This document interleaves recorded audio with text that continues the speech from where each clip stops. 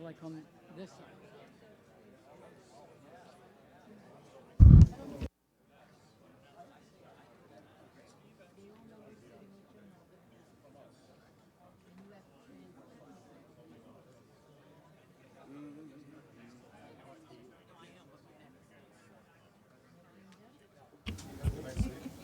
Good morning, everybody.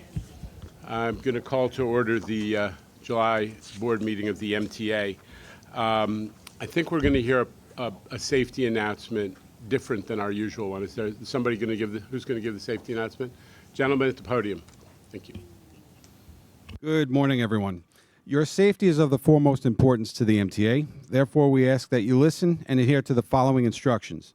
If you witness an emergency, please notify emergency personnel in the room and call 911 immediately. Please follow any audible instructions provided through the public address system or visually on screens in the event of an emergency. If an alarm sounds, wait for a public address announcement and follow instructions. If you're told to go to another floor or to evacuate the building, please leave all unessential items behind and use stairwell A just across the main hallway or stairwell B down the hallway past the elevators. If you have a mobility disability or cannot self-evacuate, please proceed to stairwell A. Please proceed to stairwell A, D, or E for assistance by MTA staff or emergency personnel. An automated external defibrillator, or AED, for use by trained personnel is down the main hallway just past the elevators. If you need assistance during an evacuation, please tell an MTA staff member or emergency personnel. Thank you and have a safe day. Thank you. We're now going to have our public comment session. Mr. Flynn is going to moderate. Jonathan. Good morning. We have 64 members of the public registered to speak today. As a reminder, we ask that all public speakers adhere to the MTA's rules of conduct and decorum. We will hear 60 minutes of public comments speakers in the room, after which we will have to transition to a separate live recording session. Recorded comments will be distributed to the board and posted on our board meeting webpage and YouTube channel. I would also like to remind all of our public speakers that in the interest of time and fairness to all speakers, we limit everyone to 2 minutes. Please be aware that you will hear a warning beep to remind you that you have 30 seconds to conclude your remarks. Our first speaker is John Chiarello, followed by Deborah Greif. Good morning, board members. My name is John Chiarello, president of TW Local 100. I'd rather not be here today, but I have no choice. My most vulnerable members are not being paid on account of a gross mismanagement by the MTA. I represent union members who have been physically injured, assaulted, emotionally scarred, and cannot work. You can't imagine the ordeals that they've been through. A member putting out a burning passenger, a train operator dealing with a suicide by train. These members are suffering as it is now and endured a burden and missed workers' compensation payments. The last thing anyone should worry about when they're trying to heal is whether they can pay the light bill, the rent, or food, and put food on the table. This is outrageous and unacceptable. We do not have millions of dollars in discretionary money to spend. Why is this happening? Because the MTA, always in a hurry to cut corners, but not in a hurry to do much else, decided to farm out administration of workers' comp benefits to a third party called Sedgwick. I warned you not to switch to Sedgwick until you were 100% ready. You and your representatives, including Jake, assured us everything would go smoothly and these critical payments would continue uninterrupted. It didn't even take 2 months to show the cracks. I hate to be the one to say it, but I told you so. Jan Oliba has a soft spot for privatization, an affection he does not share with our members. He has demonstrated it time and again by sending projects to outside contractors. In this case, he applied the same mentality to workers' comp benefits to a disastrous results. The bean counters and strategic initiatives who come up with these half-baked ideas keep screwing up. Instead of getting fired, they fail upwards and get moved and promoted to other positions. Sounds like strategic bullshit to me. Right now, 3,500 members of either missing or late. Thank you for your comment. We have been given Thank you for your comment. Thank you. That the workers' compensation issues are being Thank you for your resolved. comment. We will continue to hold the MTA accountable. Transit workers Thank you for your deserve comment. better. I'm not leaving from here. I'm now leaving from here to Thank go you for your comment. Just 1 second. I'm leaving from here. So just to let everybody know, Thank you for your comment. from here to go to Brooklyn Court for another assaulted worker. I hope Cedric gets that one right. And thank you to the board. And thank you for the time.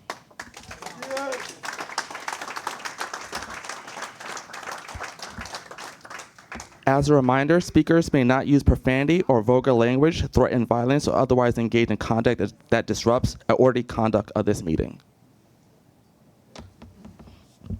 The next speaker is Deborah Gray, followed by Greta Byers.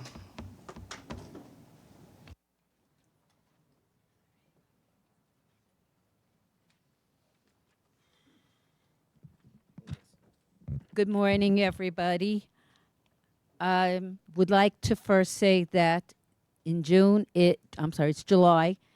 As you know, it's the 35th anniversary of the American with Disabilities Act, an act which is very dear and important in my family. I was born to a parent who is disabled, who didn't have really accessible transportation. Very few stations had elevators. Very few had ramps, and buses did not have the lifts when I was born, and she was. And now I wish she was still alive. She did see a lot of stations being made accessible. She saw the buses with the lifts. In fact, one time she got stuck with her wheelchair on the lift, but you know what? That made her happy for this reason. At least there was something that was trying to get her on and off. We were very glad when you switched to the front loading, which made it a lot safer.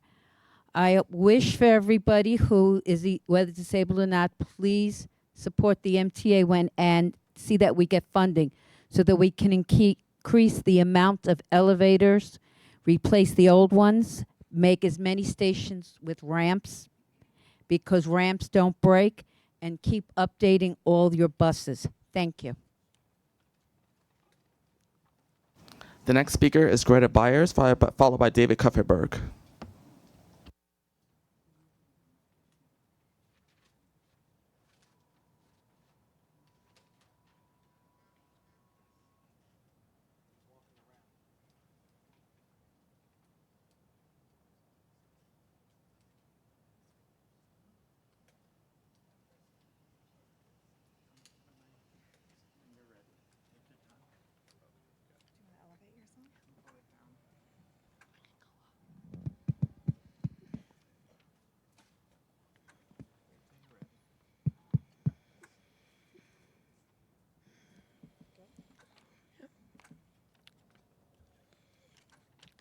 Good morning.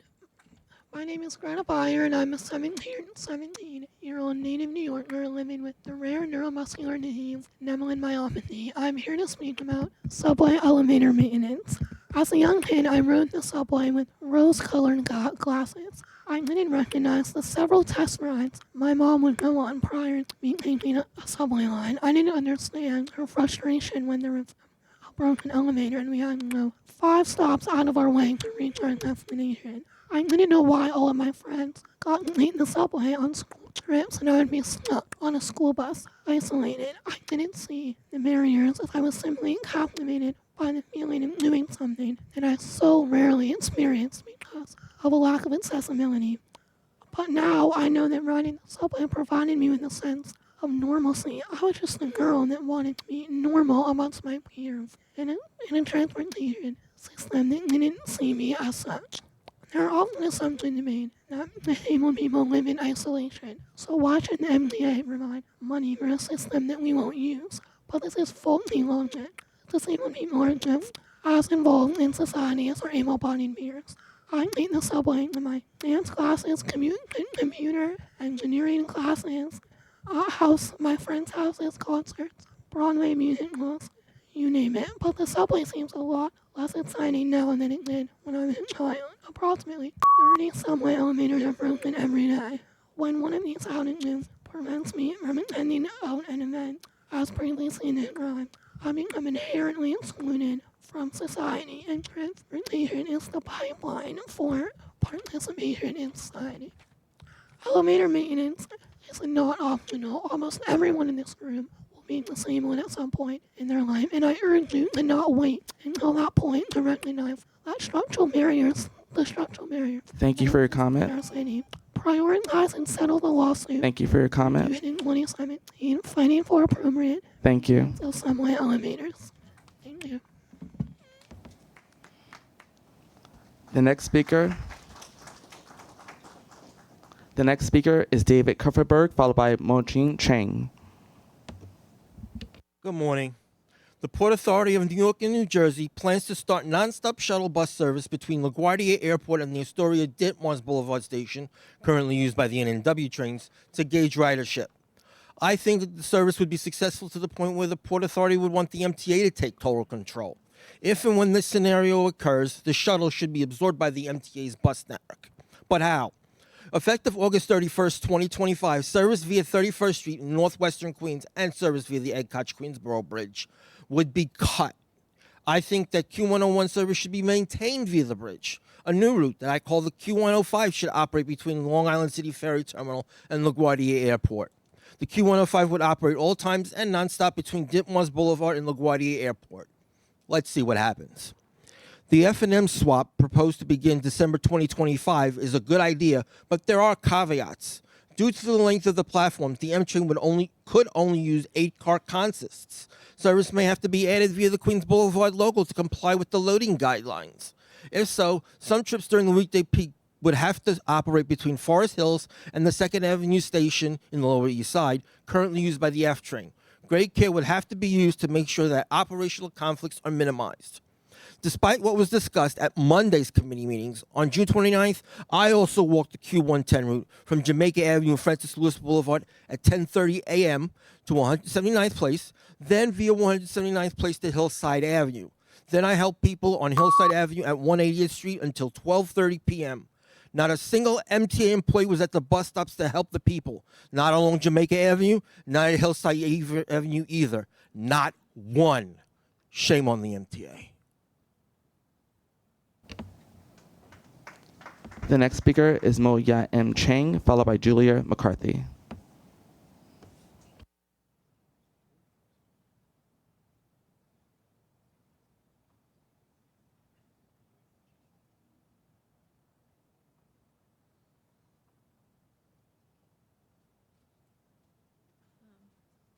Hi.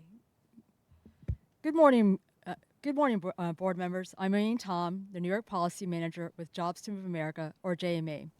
We work to ensure our public money creates family-sustaining jobs. I'm here today with our union partners, the Machinists, SMART, and TWU, to share the labor letter sent to the MTA Chair and board members about the inclusion of the U.S. Employment Plan, or USEP, in the upcoming 2,000 railcar purchases in the 2025-2029 capital plan. The USEP is a federally approved procurement policy tool that can be customized while requiring bidders to disclose the number of jobs the contract will create and retain, as well as salaries, benefits, and training programs. With expected funding from congestion pricing, the $11 billion railcar purchase represents a generational investment for the MTA. Clear transparency provisions are essential to building public trust and enable public spending to achieve its full potential for high-road job creation. By embedding comprehensive transparency and accountability mechanisms through the USEP policy in the procurement process, the MTA can ensure public dollars are truly creating quality jobs in New York's community and throughout the country.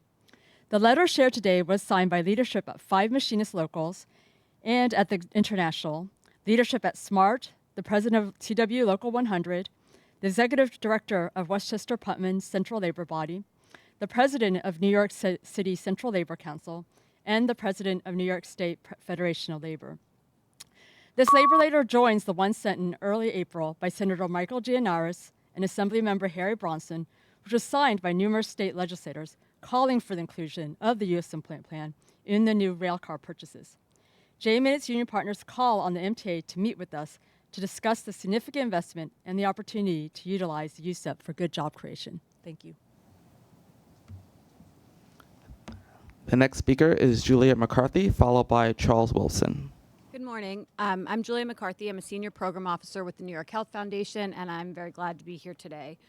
Thank you for the opportunity to speak. I was shocked, though, when I heard that the MTA was rolling back its alcohol advertising restrictions. Overturning restrictions that are designed to protect the public's health without any meaningful opportunity for public comment undermines individuals' health, economic interests, and wider community efforts. Promoting alcohol is a really curious decision for an authority that oversees bridges, tunnels, and busways. Alcohol advertising increases risky behavior, including drunk driving. Alcohol ads encourage adolescents to start drinking earlier and in greater amounts, and they also trigger cravings that can threaten individuals' recovery. The MTA claims that this is a smart economic decision, but for whom? Regular New Yorkers are going to pay the price. The inherent goal of advertising is to get individuals to spend more money, and that's problematic in a city where costs keep rising. And it's especially problematic for lower-income New Yorkers who are more likely to see these ads. With the MTA rolling out digital screens and advertisers increasingly resorting to surveillance data tactics, targeting marketing to low-income and other vulnerable individuals is only likely to get worse.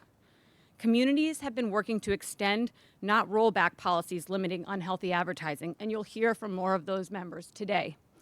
In fact, the city has just proposed new initiatives in its chronic disease strategy that would reduce marketing across public property. But with the MTA welcoming the alcohol industry back in, New Yorkers are now left to question whether cigarette and vaping companies will be next. New Yorkers' health should not be for sale. The MTA must not put companies' interests before individuals, and I urge the board to reinstate the alcohol advertising restrictions. The next speaker is Charles Wilson, followed by Sean O'Connor.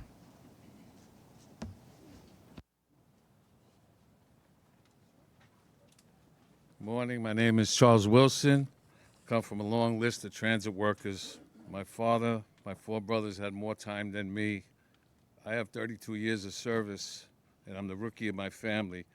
We dedicated our life here. I had a career-ending back injury on 2/14/24. Fractured 5 vertebrae, had 4 slipped discs, as well as other injuries. I have a mortgage, car payment, and many other bills like everyone else.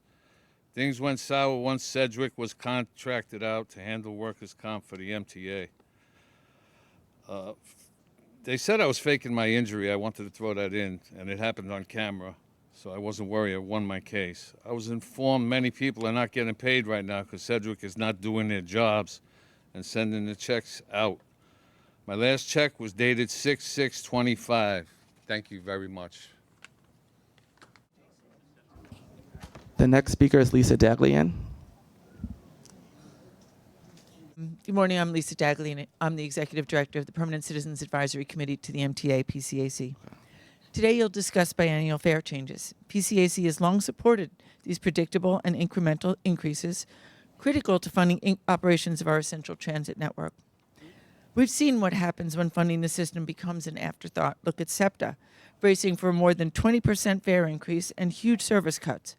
NJT hit last year with a 15% increase and a proposed 10% increase for Connecticut riders. Wouldn't it make sense for that to be consistent with Metro North changes? No one likes a fare hike, but the late Richard Ravitch showed us that smaller, planned increases are critical to keeping the system in good financial health and maintaining good services. There are also ways to lessen the blow. You've heard us talk about them, and some might say ad nauseum. Let's celebrate 8835 by finally allowing disabled and senior riders to use their discounts during the AM peak on the railroads. It's fair. Make the successful city ticket even better by bringing back the city ticket weekly with free transfers to subways and buses and having it be the first option that comes up for intercity travel. Create a mid-kid fare so 12 to 17-year-olds don't pay the full adult fare on the railroads to make traveling by train as a family more affordable than driving. This is out of your purview, but raise eligibility for fair fares to 200% of the federal poverty level. That's something Mayor Adams can and should do immediately, including funding it on the railroads within the city. There are plenty of opportunities to enhance affordability, even in the midst of a fare increase. Expanding fare capping is a prime example. We look forward to more examples, more opportunities across the system, and clarity for riders on how it works. Thanks to the governor and legislature and your stewardship, we've come a long way from the fiscal cliff. We'll comment on the proposals you raised today and look forward to a fair shake for. Please conclude your comments. The next speaker is Christopher Gray, followed by Omar Vera. Good morning, everyone. Happy ADA 35 Disability Prime Month. No, I'm here in person, but I do want to wish everyone happy Disability Prime Month. But also, I hope in the coming futures, as we continue advocating, and I just want to put a wish in, as you know, next month is National Night Out Against Crime. I know NYPD does their events, but I've never seen an event for MTA Police, because I will definitely come to celebrate the National Night Out. As you know, Deborah was a former council president. I was a former explorer, and I love National Night Out. It will help to how we can work with the community in our transit system. So I hope we can do something in the next weeks or future.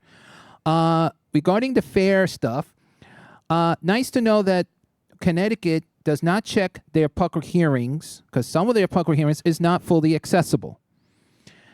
And if you ask them to put your comments in, the only place you can put a comment faster is here in the MTA, which I thank the MTA, because if the fare goes up, we have to let the low-income families who do use Metro North to be prepared that the fare is going to change. But Connecticut does not care about seniors and disabled people, especially in other states. They like to cut buses and subways. I don't like that. So I just hope in the future, if we do go up or we don't have to go up, let's remind that the fare invading needs to stop once and for all. You have drivers, subway crews are trying to make sure people don't pay, make sure they pay the fare, but a lot of them do get abused. And I do want to thank the NYPD and MTA Police working together to stop those fare invading. But also just want to say to everyone, happy ADA 35, happy Disability Prime Month, because this year it was a great year for me, and I know a lot of my fellow disability groups and advocates. Happy ADA 35, everyone. Thank you. The next speaker is Omar Vera, followed by Robert Rotolo. Good morning, MTA Board, and happy summer. Also, happy ADA 35, and yes. First, I would like to discuss a couple things. Like, for example, the earlier speaker mentioned like LaGuardia transportation and the shuttles. Like, I've long advocated for like the what was supposed to be in the Queens bus redesign initially, that the Q50 would be extended to LaGuardia Airport to provide direct service to the Bronx. But I'd like to go a step further. There's a simple solution to like the end of the shuttle service. Simple but complicated because it requires extending the Astoria line by construction to LaGuardia airports. And I advocated in the past splitting that line in two, with the W serving the less used Marine Air Terminal and the N serving the newly reconstructed terminals B and C.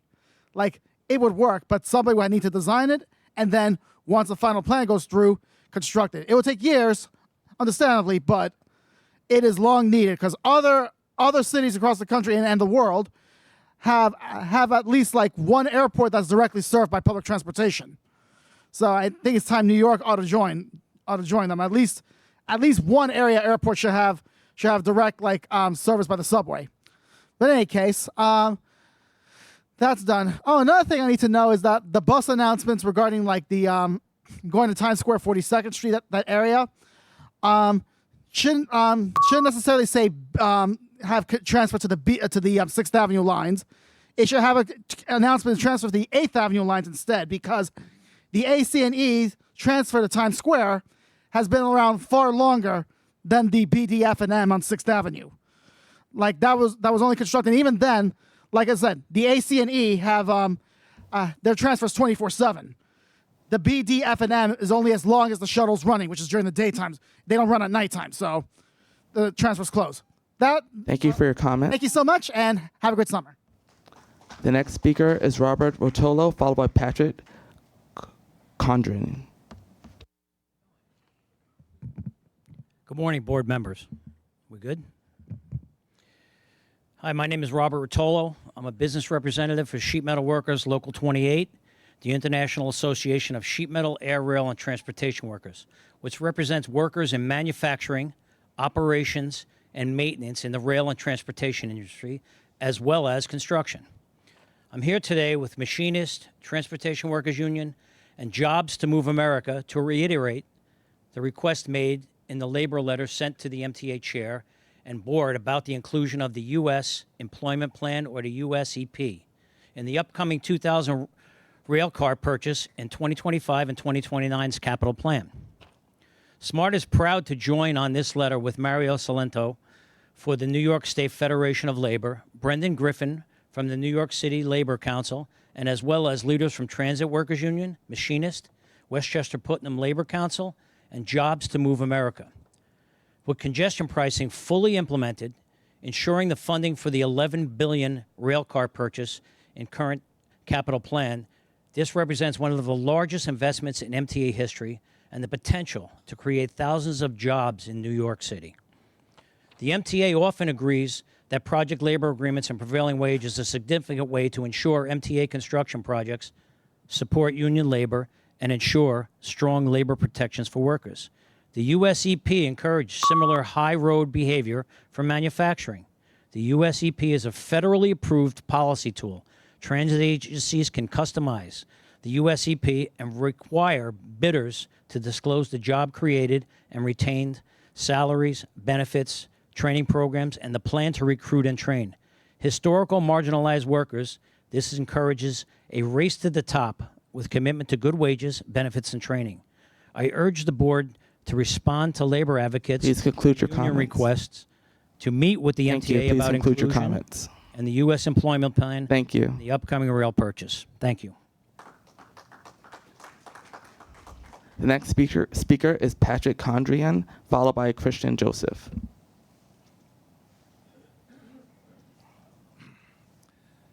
Good morning. My name is Patrick Condren. I'm with the Bus NYC Coalition. Members include the regional private bus operators, mostly family-owned, serving the riding public for generations up to 60 and 100 years. I'm here to say thank you and give you a bit of a report for the last 6 months.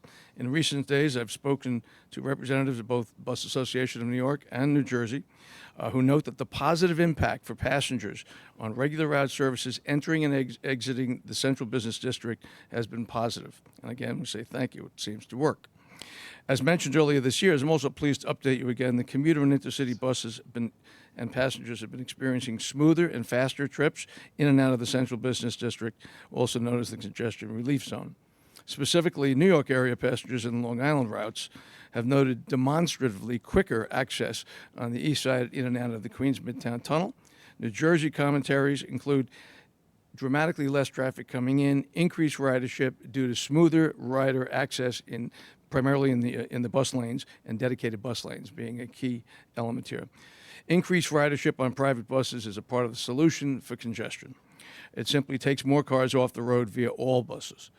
Our industry, national and regional bus associations also note that a way to enhance congestion mitigation would be to exempt all buses from the congestion relief zone. As I mentioned here at January 29th separate board meeting, there has been a huge increase of idling summonses being issued to bus operators. As we all know, private and public bus operators are aware loading and unloading within 3 minutes is simply not realistic.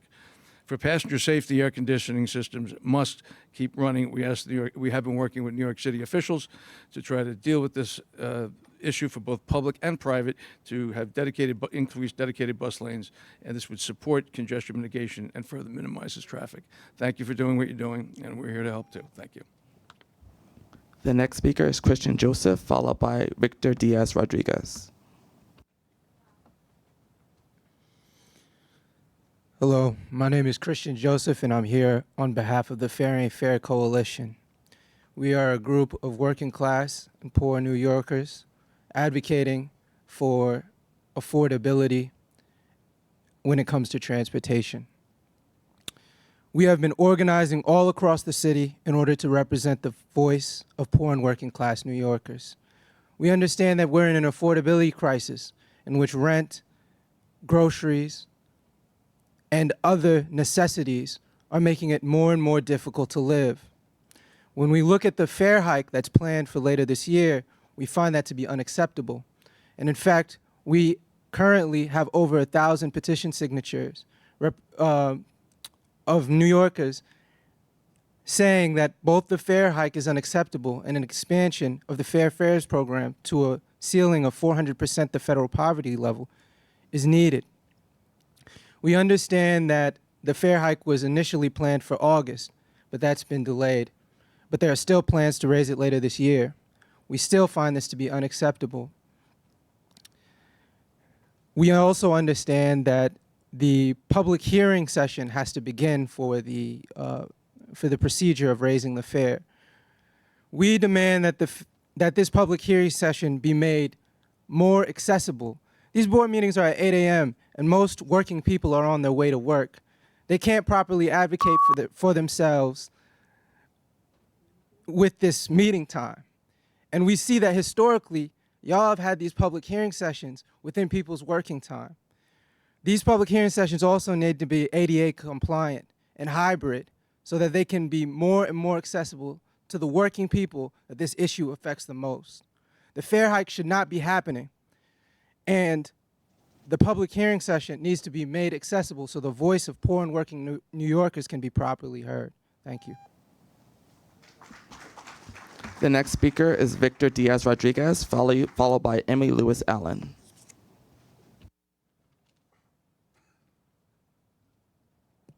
Good morning. Oh, hello. Hi. Good morning, everyone. My name is Victor Diaz-Rodriguez. I'm a documentary filmmaker. You can watch my short film, All Riders, on PBS. It's about the fight for accessibility in the subway. I want to start by applauding New York's finest, the NYPD, for arresting a second suspect in the horrible assault to an MTA worker that happened this month. I want to also thank the board for the announcement of the 12 new stations to be made accessible. That was for the capital program. I know my friend Michael Ring is excited. His station is Grand Army Plaza is on the list. You know, July is a special month for me personally. You know, my birthday's in July.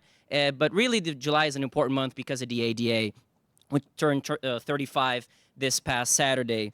Now, Marcus Johnson from Able News, I think, put it best in his recent article, where he says that the ADA is a milestone, not a finish line. And he's right. The ADA, is really the bare minimum. We have to go beyond, and this is where I think the MTA needs to lead the way, with elevators, with ramps, with announcements. Mr. Albert will be happy to hear. I was on the train the other day, and the conductor was quite committed to announcing the elevator statuses, which I know is a thing that activists ask for all the time.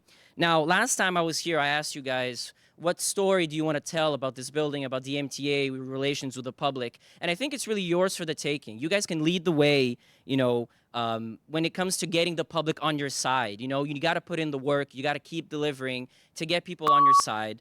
And, you know, I see the ads on the subway where it says it takes a city. And it really does take a city. It takes a lot of people. It takes organized labor who are here today. And, you know, I just want to thank you all and just keep urging you to, you know, deliver so that you can get everyone on your side and to show that we can all make this city better and, in turn, make everyone who uses the subway, not just New Yorkers, but everyone across the world, more just enjoyable. Please Thank include your comments. The next speaker is Emily Lewis Allen, followed by Joseph Morales.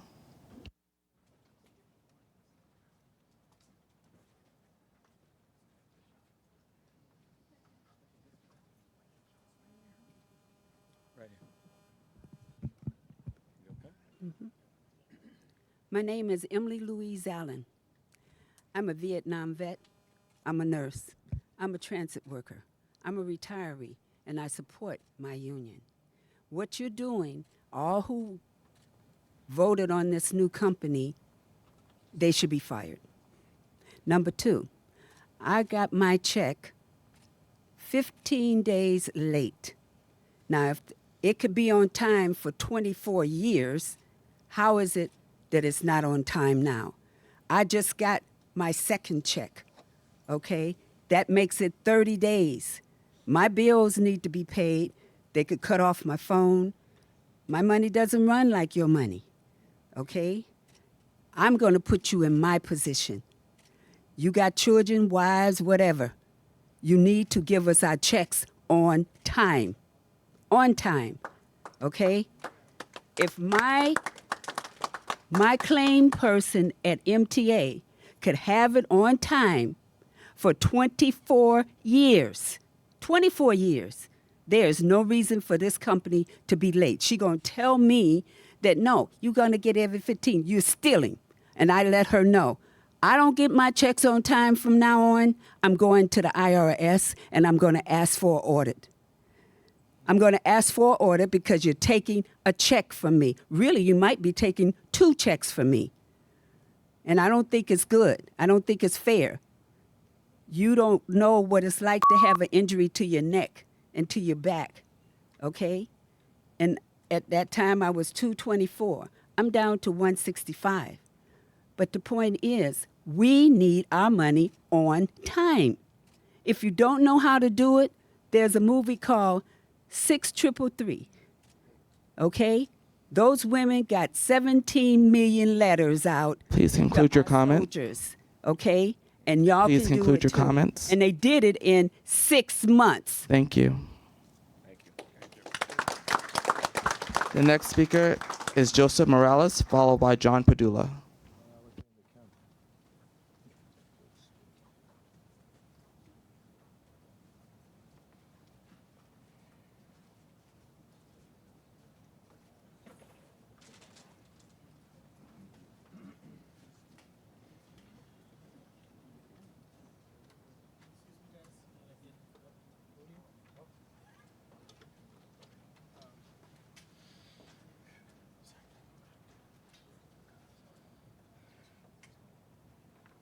All right. Good morning, everyone. My name is Joseph Morales. I am a rising sophomore at. Can you guys hear me? Okay. I'm a rising sophomore at Manhattan, civil engineering major at Manhattan University. It was nice to see the MTA consider light rail experience and technical approaches when evaluating proposals from firms for the IBX contract. This is especially important since we have not built light rail before here in New York City, at least in recent years. The MTA should take the same approach when it comes to other potential light rail BRT lines, such as the ones thought of for the west and north shores of Staten Island, along with other capital projects with items the MTA does not have much experience with. This will prevent issues like the ones we've had on CBTC projects due to there being a lack of CBTC expertise across the industry, as we saw in the presentation from Greg Welsimone, the head of the Signals and Train Control Business Unit at the Capital Program Committee meeting on Monday. Also, I noticed in the procurement for the design-build contract for the Verrazano Bridge roadway ramp rehabilitation project that the MTA needed to issue the contract because the agency lacks the in-house personnel needed to perform the project scope of work. The MTA should seek to hire more staff who could participate in larger infrastructure projects internally in order to reduce consultant private firm costs in the future whenever feasible. Also, I know that I know that today the MTA board will vote to approve fare increases on the Connecticut portion of the New Haven line. Since the board makes decisions that impact many Connecticut commuters, such as this one, I feel like there should be voting representation on the MTA board for Fairfield and New Haven counties at a similar level to what suburban New York counties receive. Having representation here is also important since people from these 2 Connecticut counties likely utilize other MTA services at similar or possibly even higher rates compared to people from other counties in the northern suburbs. Thank you for your time. The next speaker is John Padula, followed by Iris Kelly.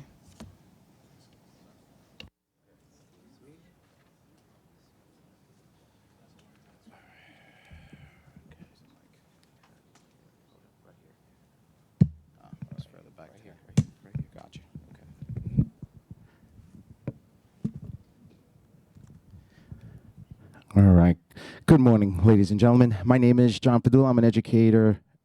I'm a supervisor with Educational Vision Services from New York City Public Schools.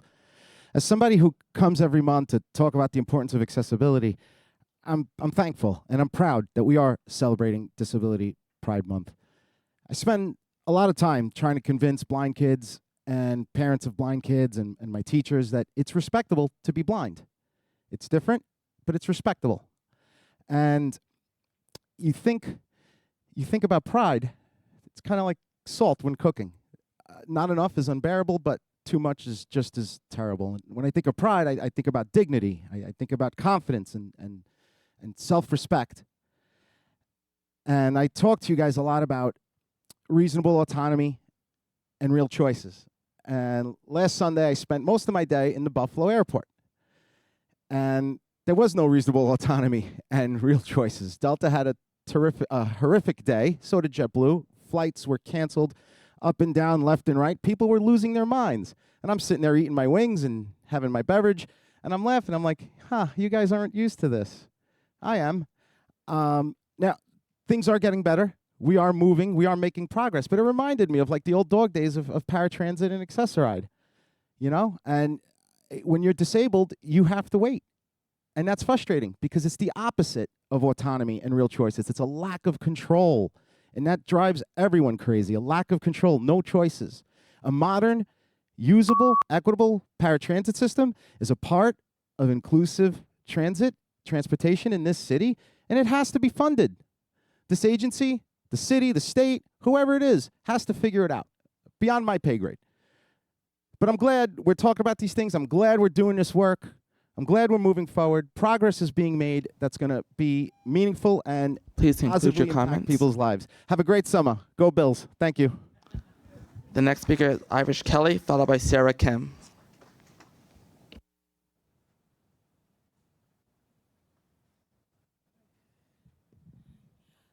Yes, we have problems still with the Long Island Railroad. That should be a lot better for also Atlantic Terminal. It's been terrible since the Grand Central came in. We have no trains coming in ourselves that way, coming in and out. Times where it can actually make a good connection, make it easy for everybody. And then it's many other things too. But it shouldn't be happening, and no reasoning for this. Talking about on Monday about the A, D, C, D, E, F tracks. That doesn't make sense at all. Didn't always hold up the trains. There's many times I came in from Long Island where my Long Island train would match up with Brooklyn train coming together. Not necessarily one held up to the other. But there's no excuses why you can't have it that way. On track 12 coming in the morning is not bad. If you're going out to Long Island, that's fine. But you're closer to track 6, 7, 8. But going home is hell. Trying to make a connection. You get track 1 go up and over the track 11 and 12. Does not make sense. It's over a mile away. There should be an actual connection back like it always was before. I've been traveling for 7 years knowing this route back in my hand, how it always came in, when things were. And it was great then. And look at the report card I gave you over a month ago. Just because it's 2023, it still stands for today's date. You had an A in for January that year, 23, put everything right. Then February, Grand Central came in, everything went down. F plus went slowly down, falling. That's because of what things you've done to it. You better bring it back. Thank you. The next speaker is Sarah Kim, followed by Michael Ring. My name is Sarah Kim. I'm the Senior Program Director at Korean Community Services, a Queens and Manhattan-based. Oh, thank you. My name is Sarah Kim. I'm the Program Director at Korean Community Services, a Queens and Manhattan-based community-based organization, and longtime member of the Building Alcohol as Free Transit campaign. Today I'm standing here because I see firsthand how harmful alcohol marketing is impacting our Asian American communities around New York. Corporate advertisers have exploited cultural identity and language access as marketing tools, flooding our neighborhoods with advertisement for familiar products like soju, Korean liquor from South Korea, other alcoholic beverages. Studies show that on the Lower East Side alone, roughly 55% of food and beverage as target Asian Americans. With the liquor stores and outlets concentrated in the communities of color, the MTA decision puts even more Asian New Yorkers at risk. At Korean Community Services, we serve hundreds of Asian American residents each year through culturally tailored health and nutrition programs, including National Diabetes Prevention Program, Hypertension Self-Management Program. As we understand the importance of prevention and education in fighting health disparities. For communities of faith, immigrant families, and places of worship, bringing back alcohol advertising on transit goes directly against our city's public health commitment and threatens a hard-won gains since 2017 ban. Thank you. The next speaker is Michael Ring, followed by Jane Ryan. Good morning.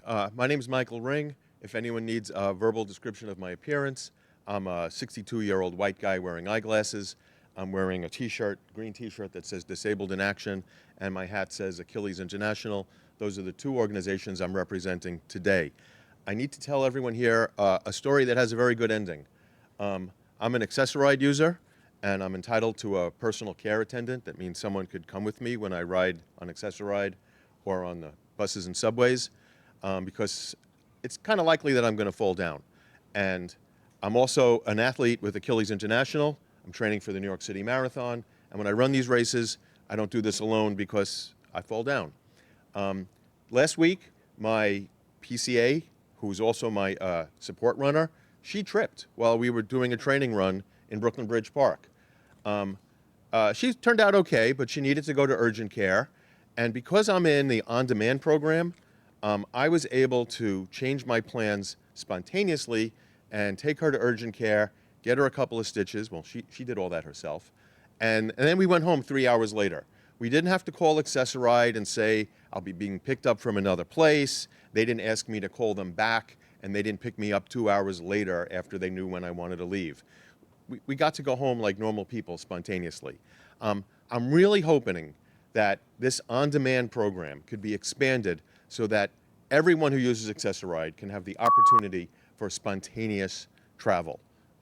It would be great if everyone can do what I did. And I have 25 seconds left. I'd like to point out a Facebook post that came out last week from Access-a-Ride. It basically said, don't forget to be hydrated because it's hot. Your car might not be air conditioned. Call us if it's not working. Disabled people know the weather. We don't need to be reminded. And Access-a-Ride vehicles shouldn't leave their garage if the air conditioning isn't working. Please include your comment. Thank you. The next speaker is Jean Ryan, followed by Jason Anthony. Thank you. Hi, I'm Jean Ryan, President of Disabled in Action of Metropolitan New York, DIA for short. I'm talking about the inaccessibility of express buses again because nothing happens year after year after year. Last week I took one and was somewhat shocked to hear the driver say she'd never been trained, did not know how to operate the lift. I said, okay, I'll teach you. I'm the rider. I'm going to teach the driver? Yeah, I did, because I know how to do it from riding so long. So it took 20 minutes to get me on instead of 5 minutes, and everyone on the bus and everyone waiting for it was also affected. It's not just me, it's all the riders that want to take that bus and are on that. And if it's delayed an hour, it's delayed an hour. So the MTA has promised better training for many years, but it never happens or makes a difference, and that's why I have to keep bringing up this issue. Just having a lift doesn't make a bus accessible if we can't get on the bus or have to know enough to train the drivers. I really think that these buses are too complicated for the drivers to remember all the steps that have to be done in order when they don't do it regularly.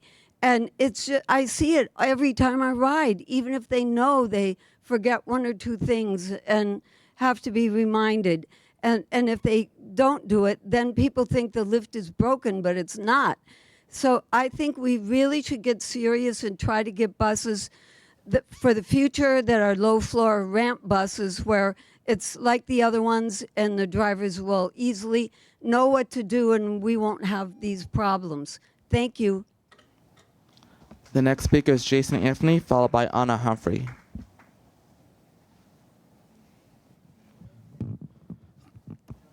Good morning, everybody. Jason Anthony, the Transit Guru. Let's say this. I'm an Amazon worker who happens to work in the Amazon Fulfillment Center, JFK, in the Richmond County that is located in the Broomfield neighborhood. I've been working in that fulfillment center for the past 3 to almost 4 years.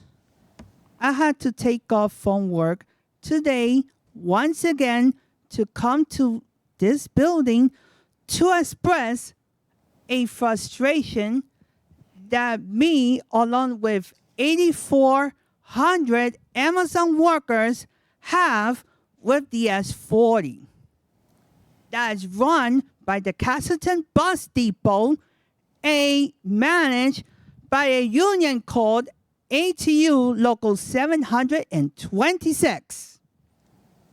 That oftentimes and during the weekends leave workers like me stranded, especially in the early morning hours. Especially people like me that have to take either the N or the 4 train to the Staten Island Ferry to the bus. It is not fair that me, a person with mental and physical disabilities, have to deal with being stranded. Oftentimes, dealing with safety hazards, dealing with rude drivers, and now dealing with white vans with charging passengers. Please conclude your comment. To get to where they want to go. Thank I you. want to thank Chris P. for all his help. Thank you. But we need to do more. The next speaker is Anna Humphrey, followed by Shane Kennedy.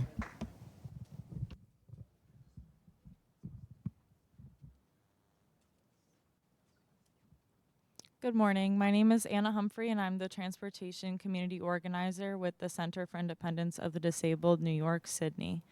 I want to speak today about the MTA's promises around accessibility. We've seen the recent press releases about the next 12 subway stations slated for ADA upgrades. This is great news, but the disability community needs real publicly trackable progress, not just more vague timelines. And here's why trust is low.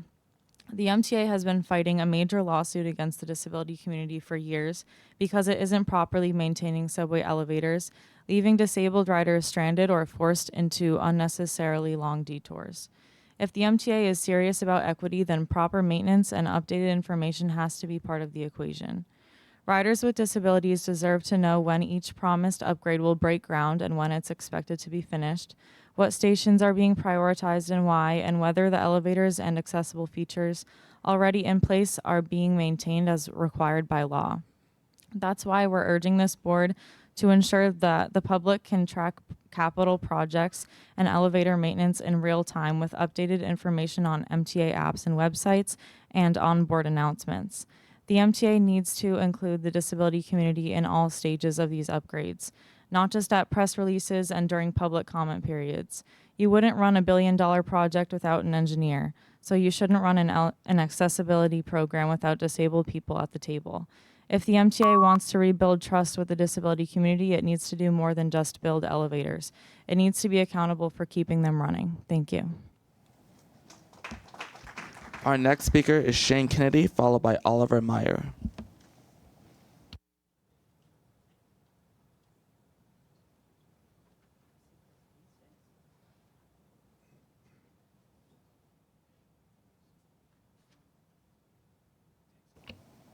Our next speaker is Oliver Myers.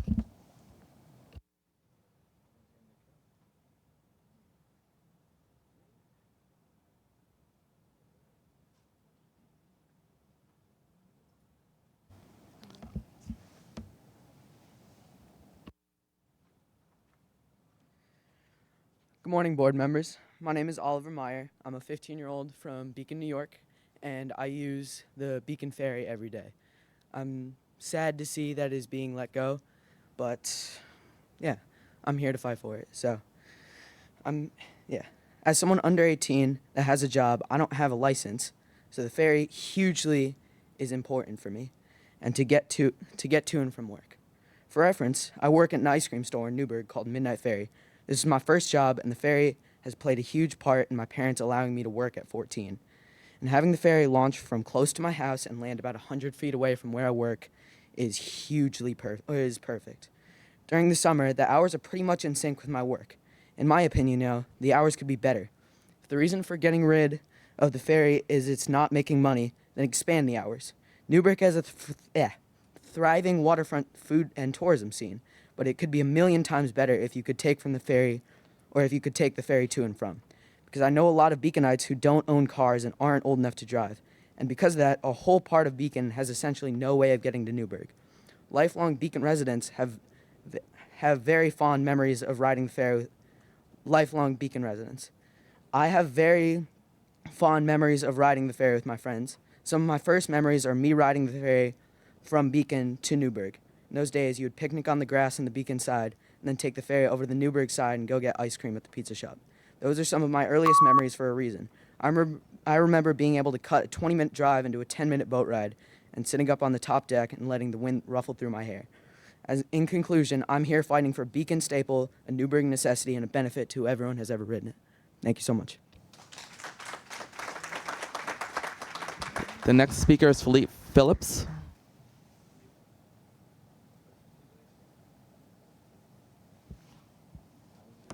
Philippe Phillips.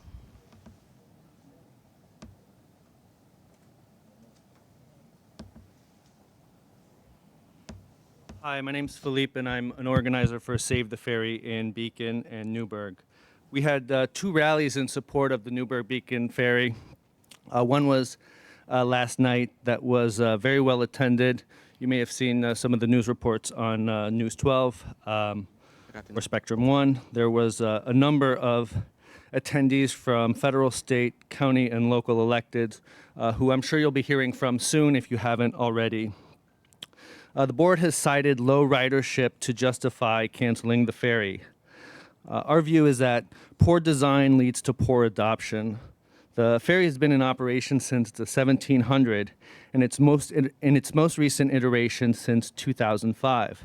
The schedule hasn't changed since that time. That means the schedule for the ferry was in effect before the great financial crisis, before the pandemic, and before the iPhone was born.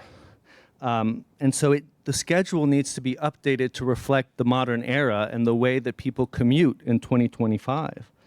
The fare also hasn't increased significantly.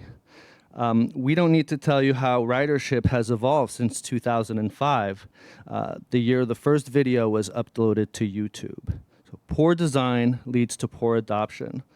The large TOD site that was presented to the Finance Committee a couple days ago is going to add a lot of density to Beacon, which is already a very congested bottleneck. Congestion is a rising concern among Dutchess County residents, to which you will need to provide a solution. Diverting commuters to Newburgh to avoid parking in Beacon will be a necessity as the region grows. IBM no longer is a thing in our region, but tourism has taken its place. I'm sure you'll see that there's been a sharp increase in weekend ridership north to the Hudson Valley. If there was a ferry for those tourists to come to Newburgh for dinner after a visit to Dia, you would not only have a truly memorable experience, but economic Please conclude development. your comments. Good design leads to good adoption. Thank you. Bring back the ferry. Thank you. Chair Lieber, we have reached our allotted time for a public comment session. At this time, we ask that the remaining registered speakers to stand by as we transition to a separate live recording session.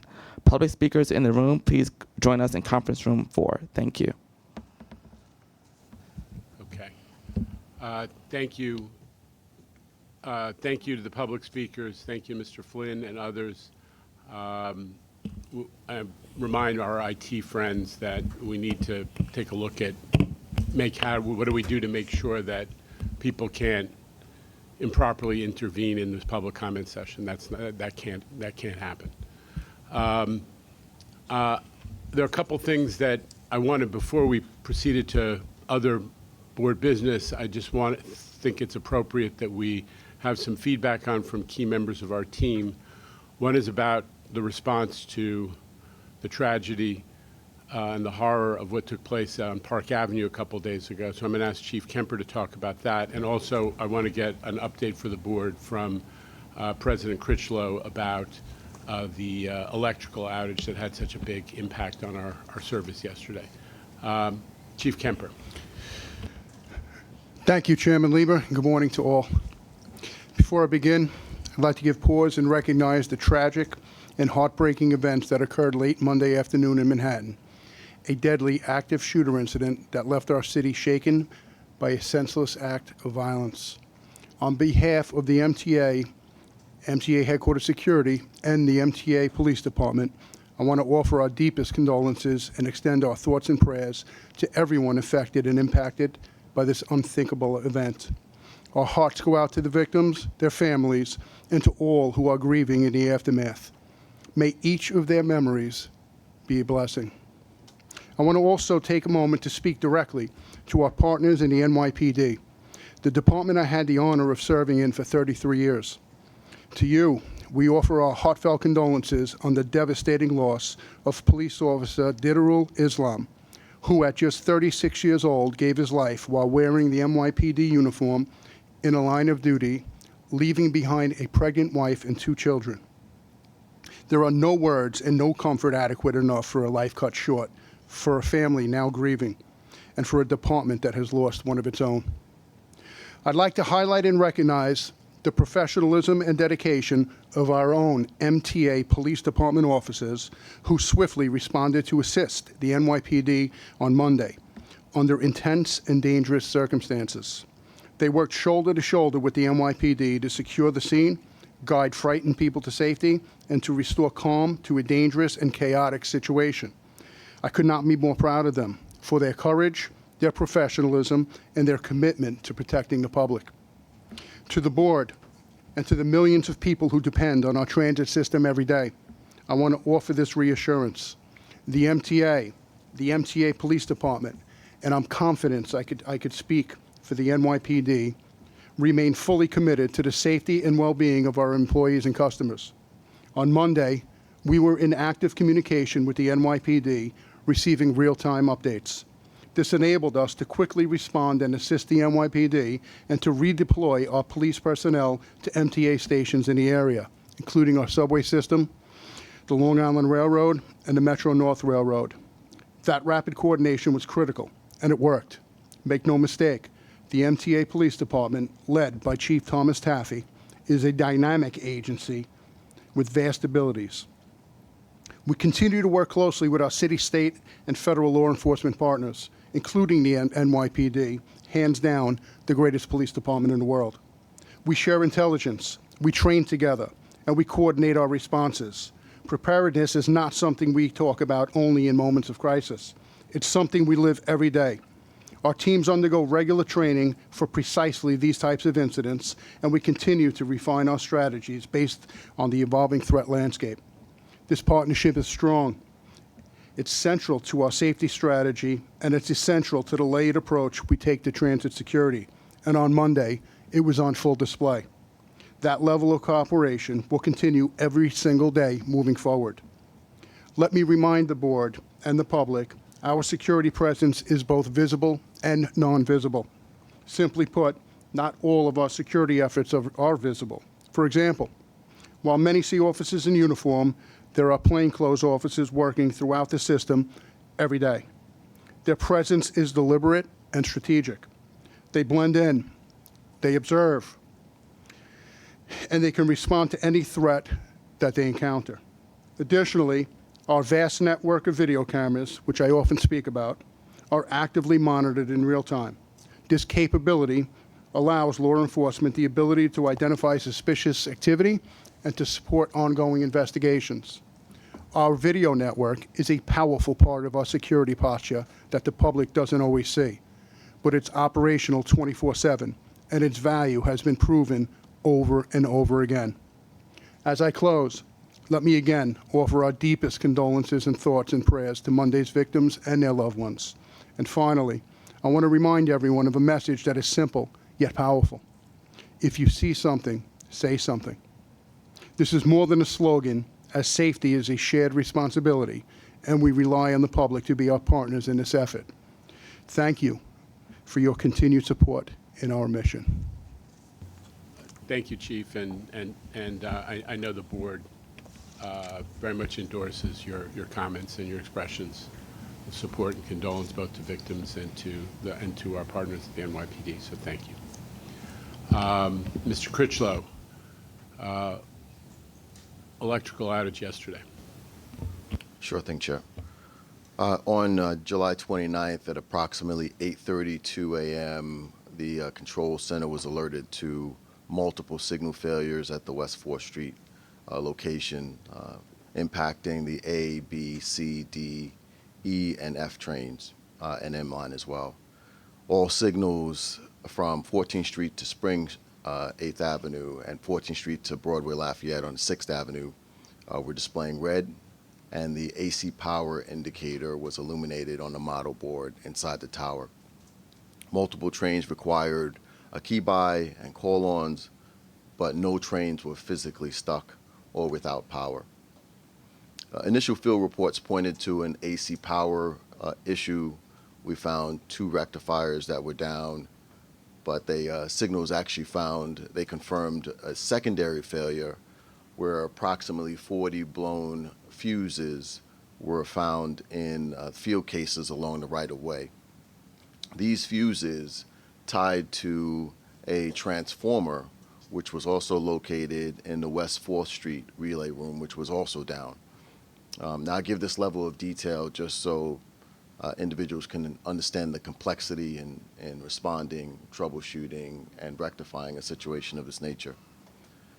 As part of the investigation, we found 2 separate surges of power, which those remain under investigation.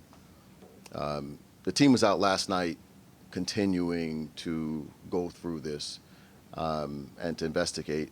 They replaced 2 transformers last night, and they continue to look at the cabling that tied to the transformers as we speak, and we'll be back out again tonight.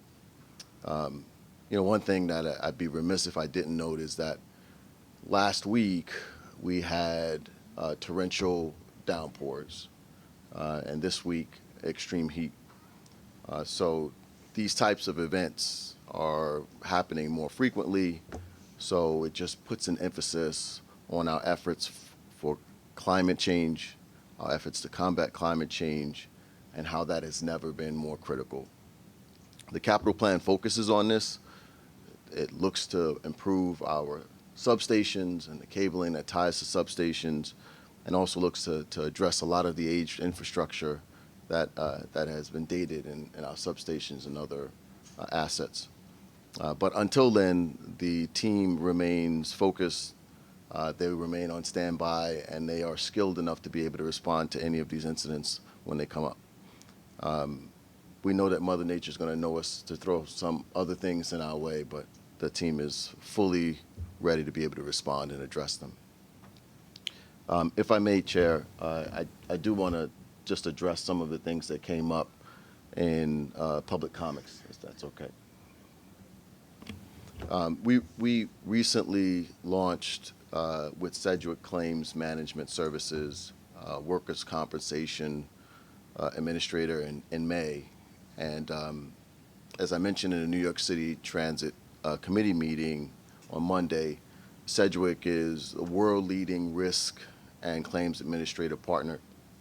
They have a long history of managing private and public sector claims management across the world, 80 countries, including 59% of Fortune 500 companies. We knew, given the complexity of this transition, it would be a challenge.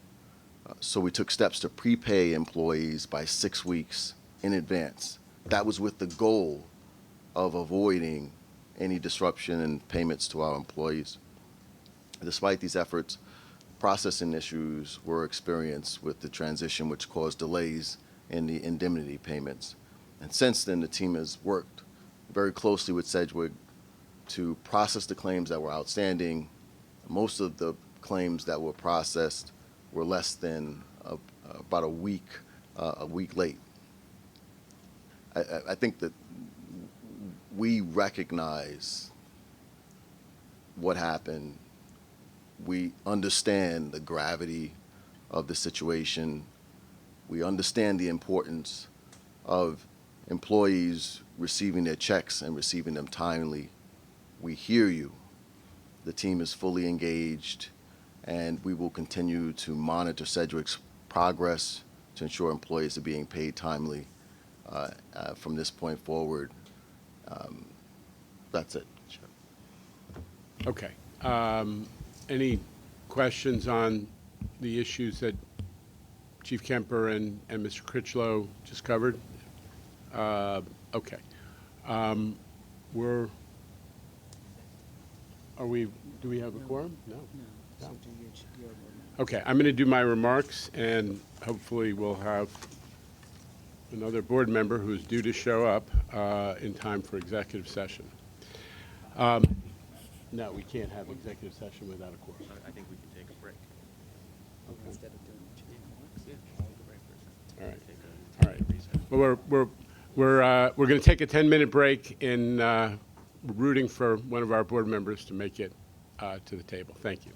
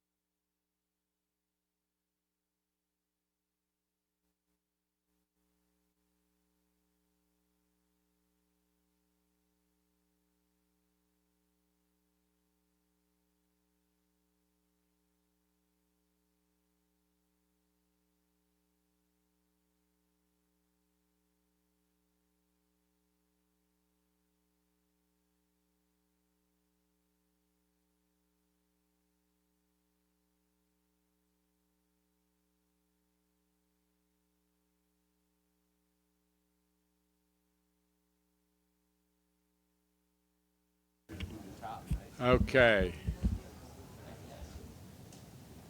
Board members, friends, let's get back in session.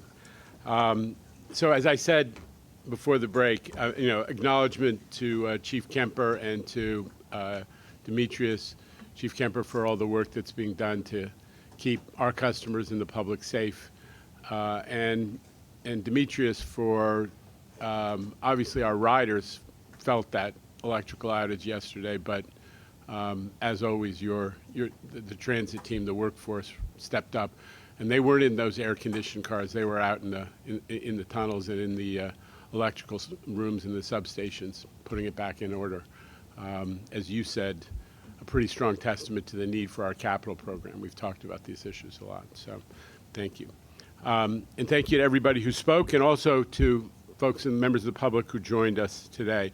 It may be summer, but as you can tell, things never slow down around here. We've been gearing up in large part. We've heard about a lot of things this morning already, but one thing that we're really focused on is the July financial plan, which is the update we do every year to our budget, that the budget that makes it possible for us to serve 6 million people a day. It's kind of important.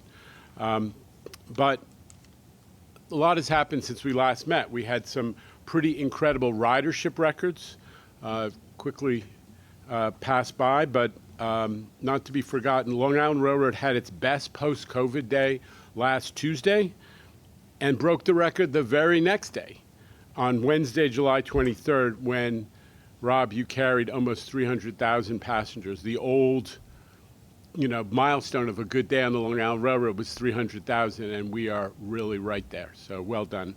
And not for nothing, your friend, Mr. Critchlow, sitting next to you, the same week we had 4 million days on the subway, a 4 million customer level that had not been reached in any prior summer since COVID. So a lot going on.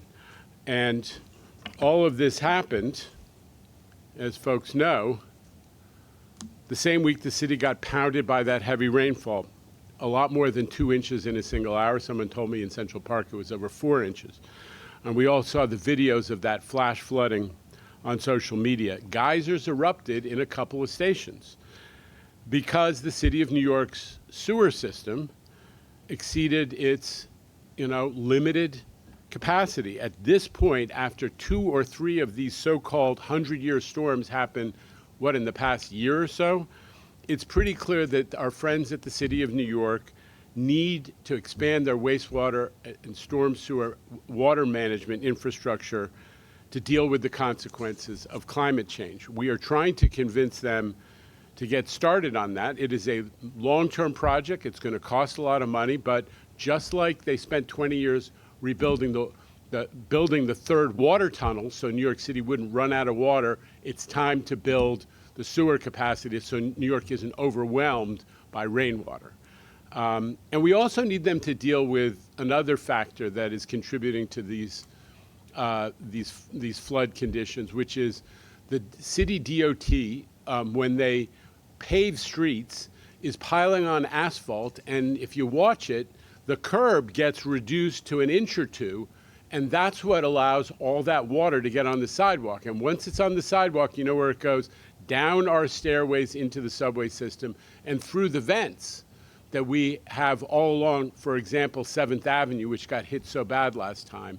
So we need them to, rethink how they're doing their paving and repaving to make sure that we have enough of a curb to channel all the water into the drains, into the catch basins. That is the water collection system that needs to work at the street level, and we need the curb management and the paving system to keep it from being destroyed. So we're going to keep working with City DOT. As I said, they are our partners in many, many areas, but this is one where we need a real change and some quick action.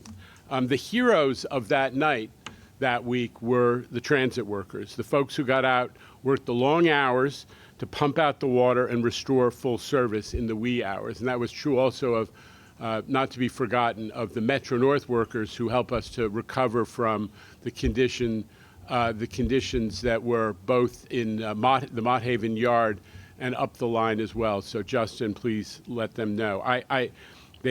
We had full recovery. I mean, obviously the social media created a sensation, but not to be forgotten, we were back in action on every system, subway, bus, both commuter rail lines, by midnight that night, and we ran a full morning rush the next day. So I got a chance, that's what the photo's of, to thank some folks in person a couple days afterwards. And I just say that the storms like this and what it takes to combat them are a reminder of the dedication that is routinely shown by our workforce, and also a reminder of the work we have to do on resilience. We are already doing a lot.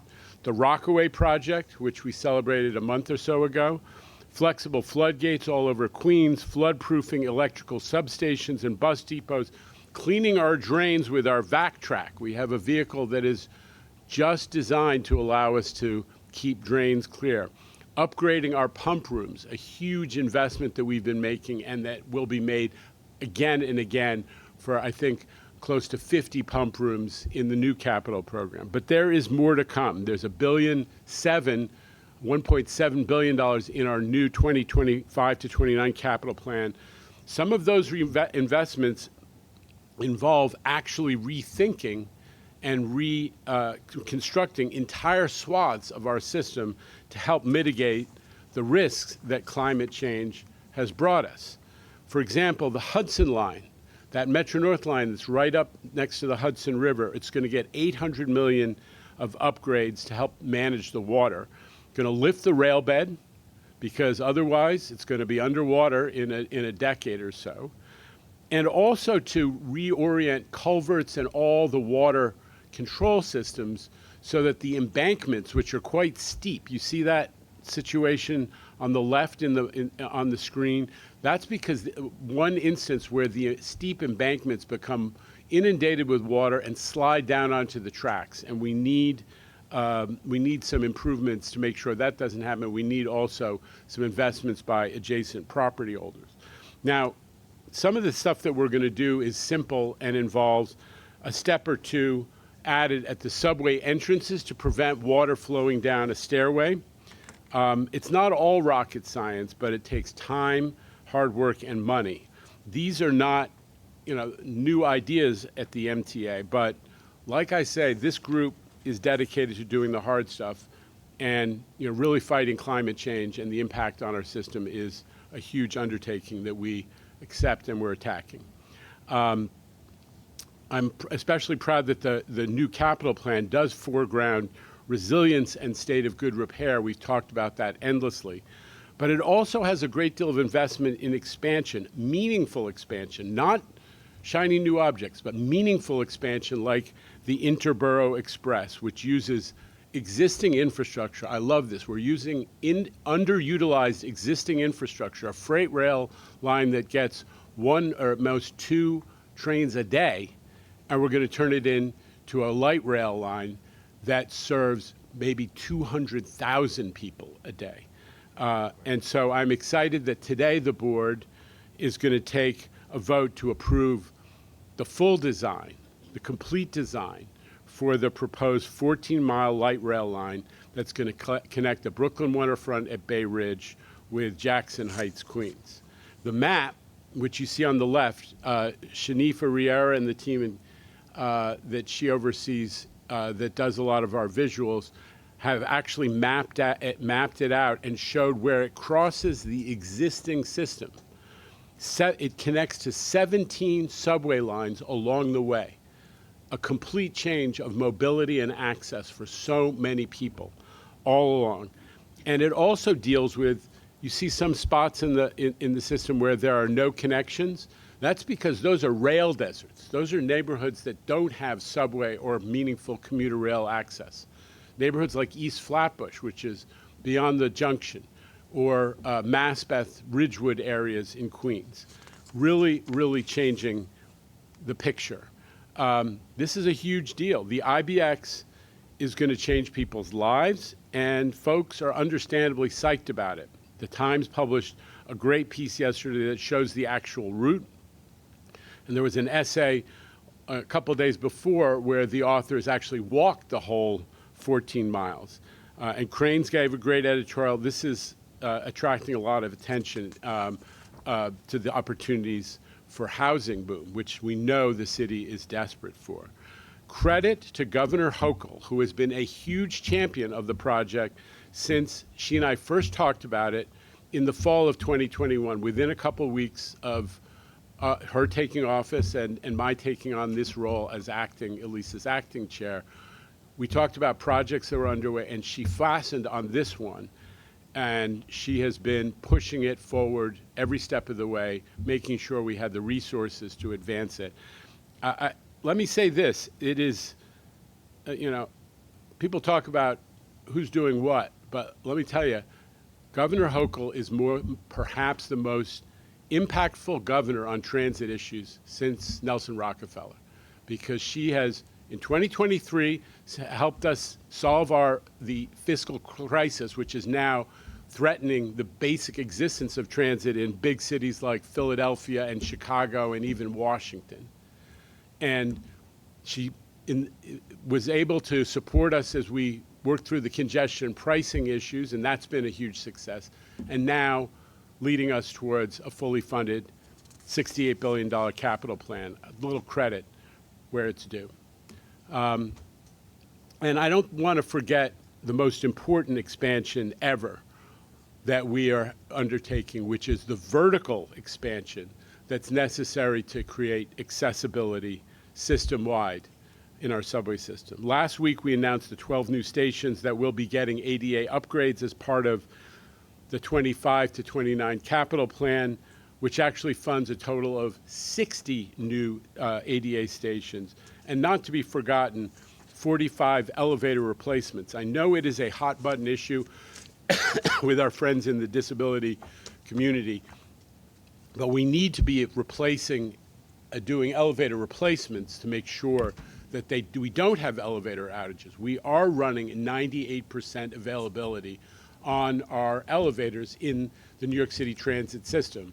And we want to make sure that we don't have elevators that are breaking down all the time. That's why you're seeing more and more replacement projects underway in the system.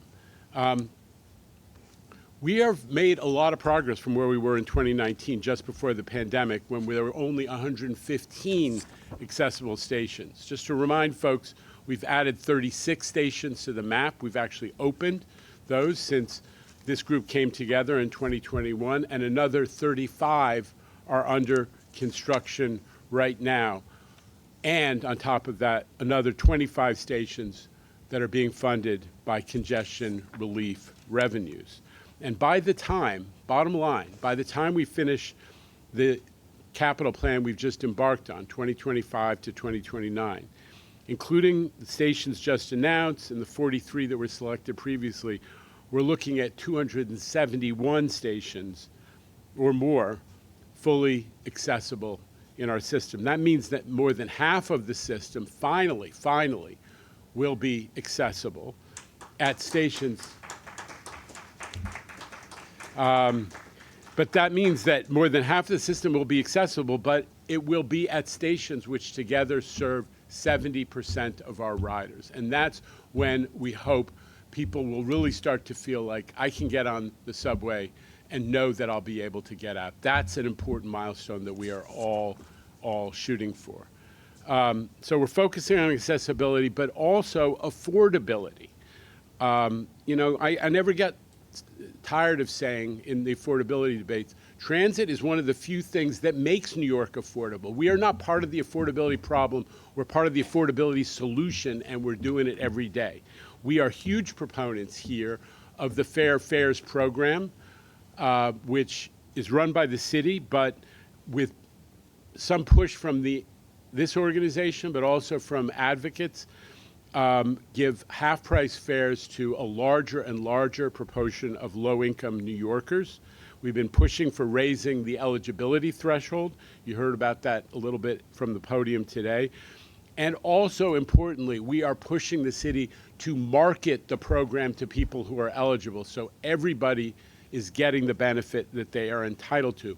We are doing our part in that effort by jumping at the opportunity to make it easier for people to sign up. Up to now, all the sign-ups had to be done by city personnel. Eligible applicants can enroll on the spot at any of our 15 customer service centers. In Shanifa, we're increasing the number of customer service centers. We're doubling it pretty soon, right? So station agents are there at the stations. They are trained to help walk people through the sign-up process so they can become eligible for a half-price ride, as well as just like seniors or disabled or otherwise. And thank you. More good news. The continuing evidence of success for congestion pricing. We've all seen how, from day one, congestion pricing reduced travel times for drivers and bus riders. We heard from the podium today from the representative of the Regional Bus Coalition, both bus operators from New Jersey and Long Island and inside the city as well, that their riders are thrilled about much faster travel in and out of the city. The Holland Tunnel is a lot easier to get through with a bus than it used to be before congestion pricing. But we've also are very mindful of the improvements to pedestrian safety and air quality and the reductions in noise pollution. And now there's a new data point, which we learned of this week from Cranes, that truck entries into the congestion relief zone are down in the first half of this year as delivery firms are switching to smaller vehicles to manage their cost exposure, which makes sense. We created an incentive structure. If you can, bring a smaller vehicle and it will have less impact on traffic and you will pay less. This is what we wanted to see. So there are fewer big trucks blocking traffic and a more efficient traffic system as well. We're also doing a big hiring push for those folks. Right now, we're doing a hiring push for new in-house jobs. This is part of the capital program. And we want to fill the new in-house jobs that are made possible by the new $68 billion capital program. We've been doing ads in the Chief Leader, which is kind of the union newspaper, but also other press outlets. We're going to be doing a lot more in-house work on this capital program, and we're looking to bring on really hundreds of skilled tradespeople, carpenters, masons, iron workers, plumbers, technicians of all kinds.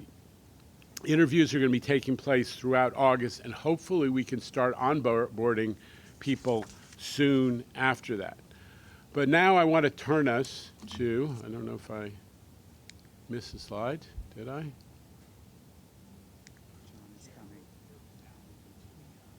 Okay.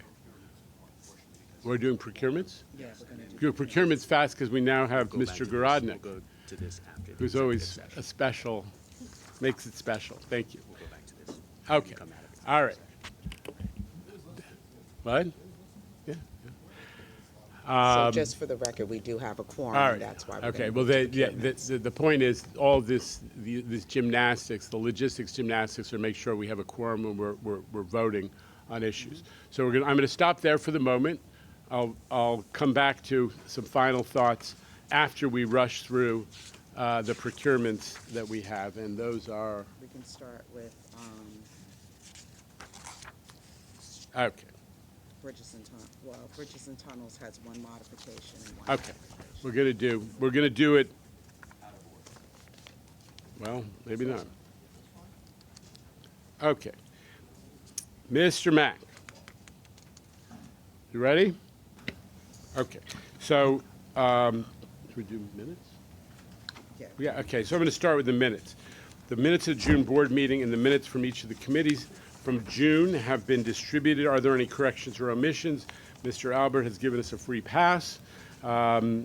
If there are no further corrections or omissions, they're approved as distributed.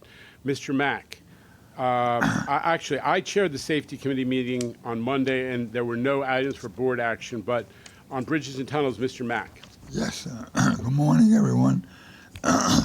Bridges and Tunnels met on Monday and reports the following. There's one modification item on ratification of a completed procurement action for a total of $6.5 million. We did not have a quorum.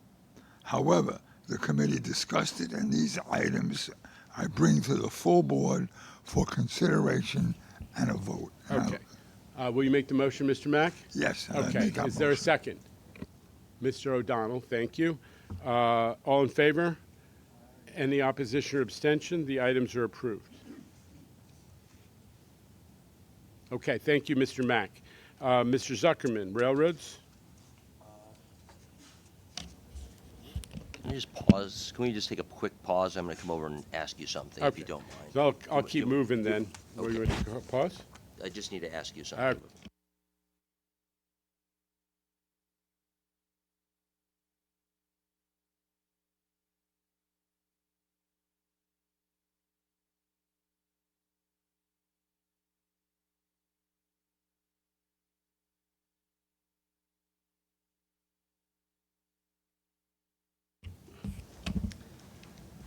Thank you for that pause in allowing me to clarify language, if you don't mind. Yes, the railroad committees met jointly on Monday and report the following. There was one action on behalf of Metro North Railroad related to the Connecticut Department of Transportation fare changes. The committee moved this to the full board for discussion here. Okay. So I'll take a motion. I'll make the motion to approve the Connecticut proposed fare increase. May I have a second? I'll second. Second, Mr. Chu. There's a motion on the table. Discussion. I'll start off the discussion by just saying the state of Connecticut funds the MTA $265 million, at least in the last year, for their portion of the service that reaches into Connecticut. They fund all the branch lines and 70+% of the New Haven line. Part of our arrangement, which is of long standing with them, is that they get to propose their own fare structure. And they have proposed a fare increase, which was circulated to the board and was the subject of some discussion. So that's the background, and there's a motion on the floor. Discussion on the item. Mr. Chu, Mr. Zuckerman, and we'll have others. You know, we had a lot this past couple years. We had a lot of jurisdictions outside of our jurisdiction telling us how we should fund ourselves and didn't recognize our autonomy to respond to our needs. So I think, you know, we have a relationship with Connecticut. You know, we have our jurisdiction, we have our purview, and I think it's appropriate that we reciprocate our expectations, which is to allow us to do what's best for our constituents and can move to pass this. Mr. Zuckerman. Thank you, sir. Sammy, I actually agree with you. That's where I've come to in the last couple of days, that we have a quasi-consent on this, and we have a formal vote, but in some ways you're absolutely right. This is the responsibility of the Connecticut legislature and government to deal with. I do think it is important, though, since we have a right, or at least a role to play, to comment at least, which is that I do think this is a large increase. I want to be very clear that this is not being set by the MTA. This is being set by Connecticut. And with respect to your point about it is someone else's decision, I will concede that. I'll support it, but I do not like it. I do not like the size of it, and I do not like the short-term nature of so many increases. We are in a, to Jano's point, the MTA is often an affordability solution. I don't think this is an affordability solution. I think what they're doing is actually a harming gesture to their riders, but it's their riders in that sense, and we're just carrying them. Others? Ms. Miller, welcome. Yes, I just wanted to close the loop. There were several questions regarding the equity report, and I want to thank everyone for providing that to the board. And reviewing the report, there seems that there weren't any huge disparities for cross-border riders. There are some gaps in the report, but I just wanted to acknowledge that the report was provided, and it did show that there wasn't a huge disparity for cross-border riders. Thank you. Anybody else willing to be heard? Wishing to be heard? Okay. Mr. Albert. When Connecticut suggests this increase, is that solely for travel within Connecticut? And then when you hit the New York state line, our rates go into effect, or is it ours plus theirs?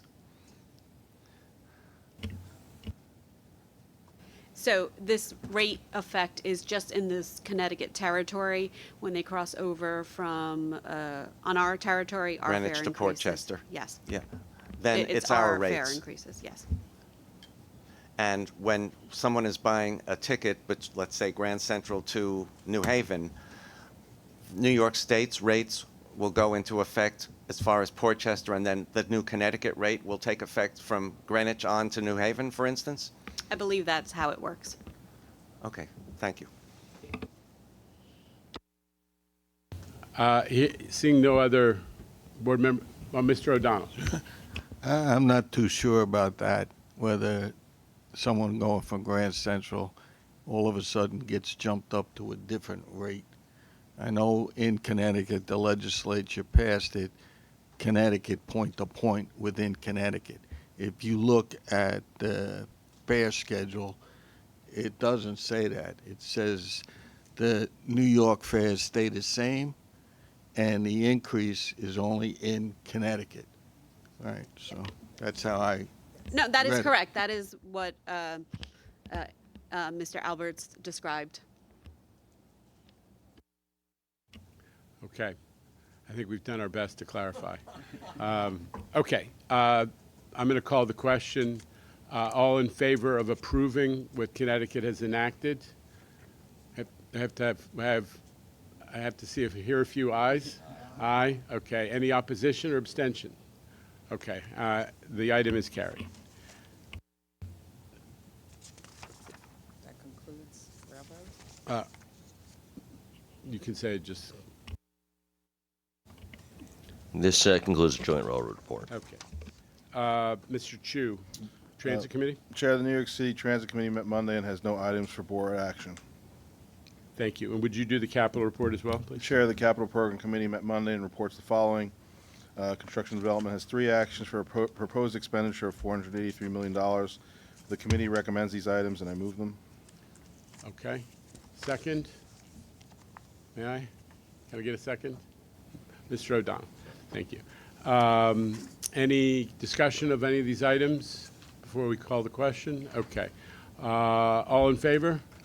Aye. Any opposition or abstention? The items carry.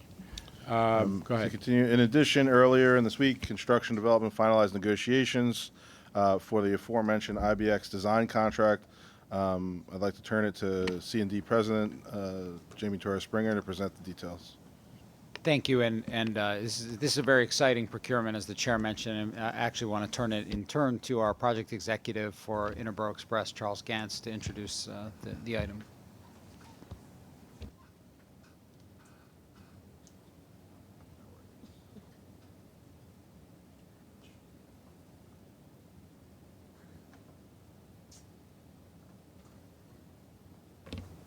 Good morning. The Interborough Express will be a transformative new transit connection between Brooklyn and Queens, and we're very excited to bring the design contract to the board for approval. The design contract before the board today includes a comprehensive scope of work. The engineer will first perform due diligence on the corridor, which will include surveys, geotechnical and environmental investigations, and structure inspections.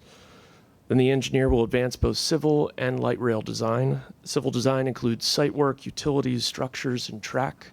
Light rail design includes traction power, signals, systems, stations, an operations facility, a storage yard, and rolling stock. Additionally, the engineer will assist with third-party negotiations and public outreach. Today, we're seeking board approval to award the design contract to the joint venture between Jacobs and HDR. The JV was selected because of its strong leadership team, its thoughtful management approach, its comprehensive understanding of corridor constraints, and its extensive experience performing the work of comparable magnitude and complexity. Thank you. Okay. We're going to open the floor for discussion, if any. I'll make the motion. May I have a second? Thank you, Mr. Zuckerman. Any discussion of the IBX design contract that's now being presented? There were negotiations going on, so they couldn't actually put it in the book. But we're glad you got there because we want this project to move. Anybody want to say anything before we vote? Okay, thank you. There's a motion on the floor. I'll take the ayes and the nays. All in favor? Any opposition or abstention? The item carries. We have an IBX design contract. Okay. Audit. Yep. Mr. Jones, thank you for doing this duty. Okay. The Audit Committee met on Monday and discussed 5 items. A quorum of members was not present, and the committee brings these items before the full board today for a consideration and vote. For action today are the management letter reports, the single audit reports, the pension audits, the review of the MTA Inspector General's office, and finally the first quarter 2025 consolidated financial statements. And all of these items were included in the board materials. Yes. So folks have had an opportunity to look at them. So with that, is there a motion to approve? Mr. Chu, thank you, Mr. Jones, for the second. Yes. All in favor?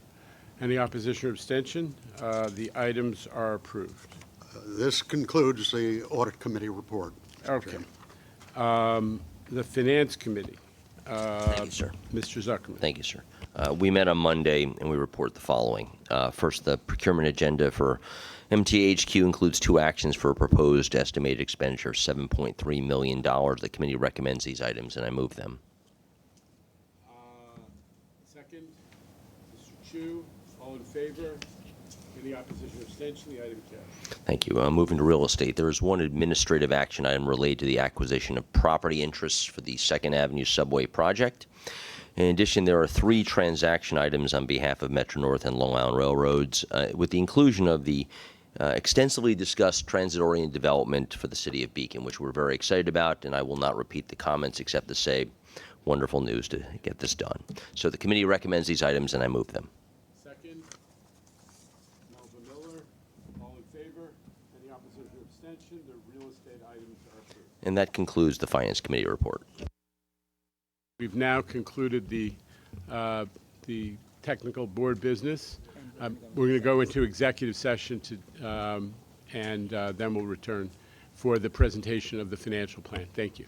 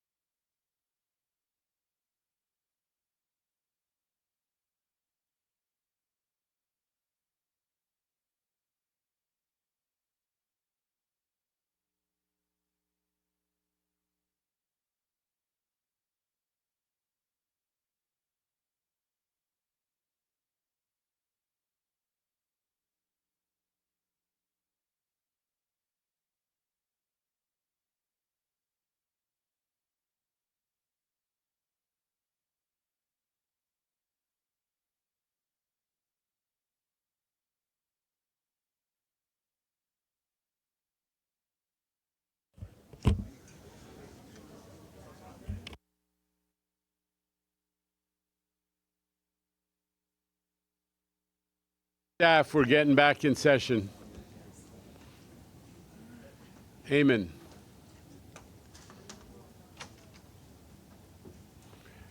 Okay. While in executive session, the board discussed and voted affirmatively, Mr. Valenti, affirmatively on labor agreements between MTA and various labor organizations. So with that, let me just return to where I left off before and say we're now going to turn to the main event in terms of our ability to provide service and hopefully good service, which is the July financial plan, our budget. 2025 and 2026 remain in balance, as they have since back in 2023, when Governor Hochul engineered a solution to the $3 billion annual budget deficits that we were then looking at. So we have stayed in good stead. That hard-won financial stability has enabled us to keep increasing and improving service for the past 2+ years. As I say, unlike so many of our brethren in cities like Philly, Chicago, and Washington, who are all still dealing with the catastrophic effects of the post-COVID fiscal cliff. But no secret, we've opened up deficits in the out years of our 5-year financial plan. It moves forward as time goes on. 2027 to 2029 are now in deficit, due in large part to the growing cost and success of paratransit. We have been making paratransit better. A lot more people are riding it, which is great, except that as part of the budget compromises that were set in Albany this year, they've shifted a lot of cost from the city to the MTA. And that issue deserves and needs attention in Albany in the future. But right now, in the meantime, I am thrilled to say that the MTA, which is America's biggest and by far busiest transit agency, is and remains in the level of financial stability that we achieved a couple of years ago. And that's what allows us to serve 6 million people a day, is that we have a solid budget. And that the elected officials, there's a lot of issues and there's a lot of complexity and not everyone agrees about everything. But at the end of the day, in New York, our elected officials have stepped up to make sure that we can serve 6 million people a day and growing. That's what's made the difference. So with that, let me turn it over to Jay Patel, our CFO, for the details. Jay. Thank you, Chairman. As a reminder, the July plan is a mid-year update to the budget that the board approved in December. It informs us as we put together the 2026 budget. We use the results of the first 6 months of 25 to update our forecast, both on revenue and expenses, but it gives us a good solid forming of 2026, which we will update again in the November plan for this board. As a reminder, no action is required today. And then, again, we will update these forecasts in November and come back to this board for a vote in December for the 2026 budget.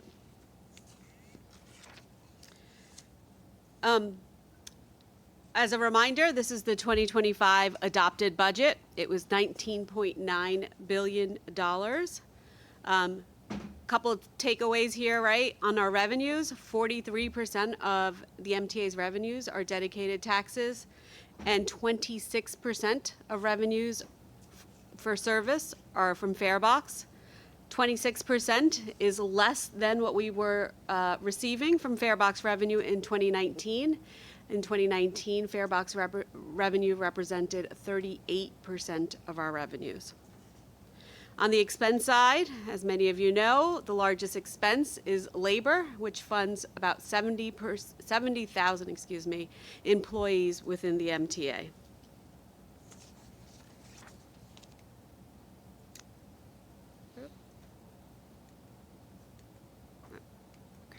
All right. The board adopted this budget and gave us a challenge, and we are delivering. As the chairman said, our results for 2025 are better than what we had budgeted for. Revenues are higher and expenses are lower. Subway and bus revenues are better than budget by 2%. What does that mean? You heard us talk about record highs on the subways, 4 million plus riders. That is generating $34 million more in revenue than we had budgeted in the first 6 months. Thanks to the efforts of Demetrius and team, fare evasion has also come down on the subways. There's a 30% decline in fare evasion, which also helps us on collection of revenue. On commuter rail, the same good positive stories. We're seeing record riderships, and that's leading to more revenue on the commuter rail side as well than what we had originally budgeted. It's about 2%. B&T, revenues are on budget. Traffic is as we projected with a 1% increase. On dedicated taxes and receipts, our forecast is beating, our actuals are beating the forecast by about 3%. That's about $140 million. We talked about that at Finance Committee. We're seeing PMT a bit higher than we had forecasted, as well as urban taxes. On the expense side, we're delivering service at a lower cost and also delivering $500 million of efficiencies. They are on track. Our presidents, our agency chiefs are doing their jobs and delivering on the $500 million as promised in this budget. Does everyone understand that this, on an annual basis, the MTA is saving $500 million every year that we used to spend because our operating organizations, the railroads and transit and B&T, bit the bullet and have found innovative ways to save money. It's super important, and we're going to keep going. Go ahead. Thank you. So before we go into the details of the July financial plan, as the chairman reminded us, in 2023, the MTA was the first transit agency to solve its fiscal cliff. We had an unprecedented 5 years of balanced budgets. We continue to be firm on our financial footing while delivering more service at a lower cost, lowering fare evasion, and maintaining debt service at below 15% of our operating budget. We continue to have balanced budgets in 25 and 26, but the out-year deficits in 27 and 28 begin. So just quickly going through what we presented in July 2024. If you recall, we had out-year deficits of $428 million in 27, $469 million in 28, which totaled $897 million when we presented this plan this time last year. What did we do? We started working on looking at our expenses and revenues and where we could improve. So when we presented the November financial plan, we had deficits that totaled $797 million. It's a decrease of $100 million within a span of 6 months because of our reforecasting and working towards our expenses. Today, I'm happy to announce that we have taken further action and reduced our July plan forecast deficits by another $98 million for a total deficit in the out year of $699 million. That's $200 million less in deficits over a 1 year period that we have been able to manage down. It's very important. This is the effort of all the agency presidents as well as the agency chiefs that continue to look at expenses and manage and help us deliver lower expenses while increasing service. One thing the July plan does is bring the next fiscal year into the financial plan. So this is the first time you'll see 2029 in our financial plan. It has deficits that continue, right, growing from 27 to 28, but we've managed to keep that at a small amount. And so the 2029 deficit comes in about $75 million higher than what we had projected in 28. So the deficit is about $428 million in 2029. Can we take questions at the end? So I'll go through some of the changes that have happened in the July plan. I'll start on the revenue side. As we talked about, fare box revenue is coming in stronger, so we've updated our projections for fare box revenue. That adds about $118 million over the financial plan period to farebox revenue. Most of that is in the current year. We're seeing strong results in farebox, and so we've updated the current year by $76 million, and the out years a little bit smaller by $42 million. As we see the farebox revenue continue to increase, we will make updated projections in the November plan and then in 2026 as well if we continue to see that strength. On the dedicated taxes, payroll mobility tax is coming in higher for the first 6 months of this year. They continue to grow as projected by the State Department of Budget, and so we've incorporated that reforecast of payroll mobility taxes into our financial plan. As you heard me talk about real estate taxes, mortgage recording taxes, and the urban tax is coming in a little bit higher in 2025. We've put that in the 25 budget only because you'll see in the next few slides, real estate taxes have taken a hit, but we are just getting to the average in the out years. All other dedicated taxes and subsidies remain steady to the original forecast that we had in the November plan.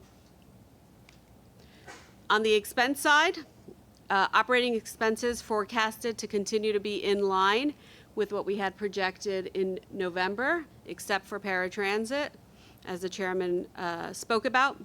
Paratransit trip growth is projected to be 20% over last year. This is a 3-year trend that we're seeing trips grow at 20%.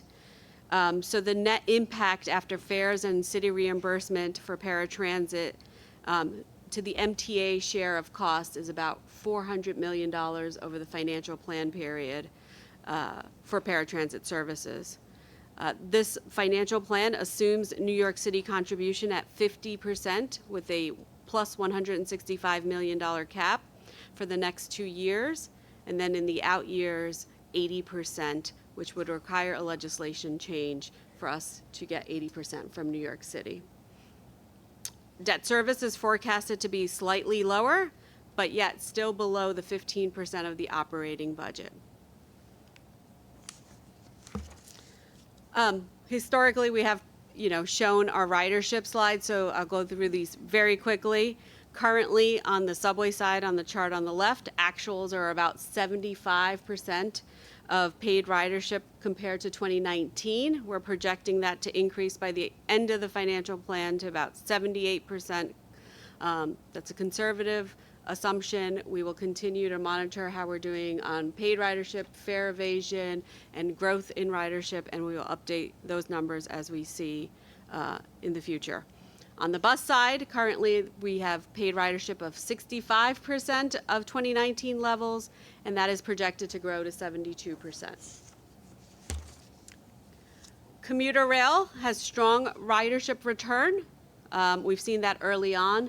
We saw that, and currently they're at 85%, continuing to break records. We have them projected to be about 90% of pre-pandemic levels by the end of the financial plan.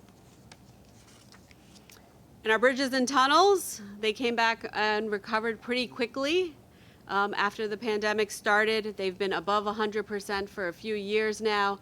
We continue to see that traffic growth, and B&T will be at 106% of pre-pandemic levels by the end of the financial plan. So continuing to talk about revenue, I just wanted to highlight farebox revenue. Pre-pandemic, as I said earlier, farebox revenue represented 38% of revenue. That was about $6.3 billion. You can see sort of the decline in 2020 on this chart, and by the end of the financial plan, we would just get back to our pre-pandemic levels of farebox revenue. That includes fare increases for 25 that we're delaying until 26, which you'll hear a little bit later about, 27 and 29. Bus farebox revenue represents about 18% of our fares. Subways represents 57% of our fares, and commuter rail represents 25% of farebox totals. It's no small numbers when you think about buses at $1 billion of our revenue, $3 billion for subways, and $1.5 billion for commuter rails by the end of this financial plan.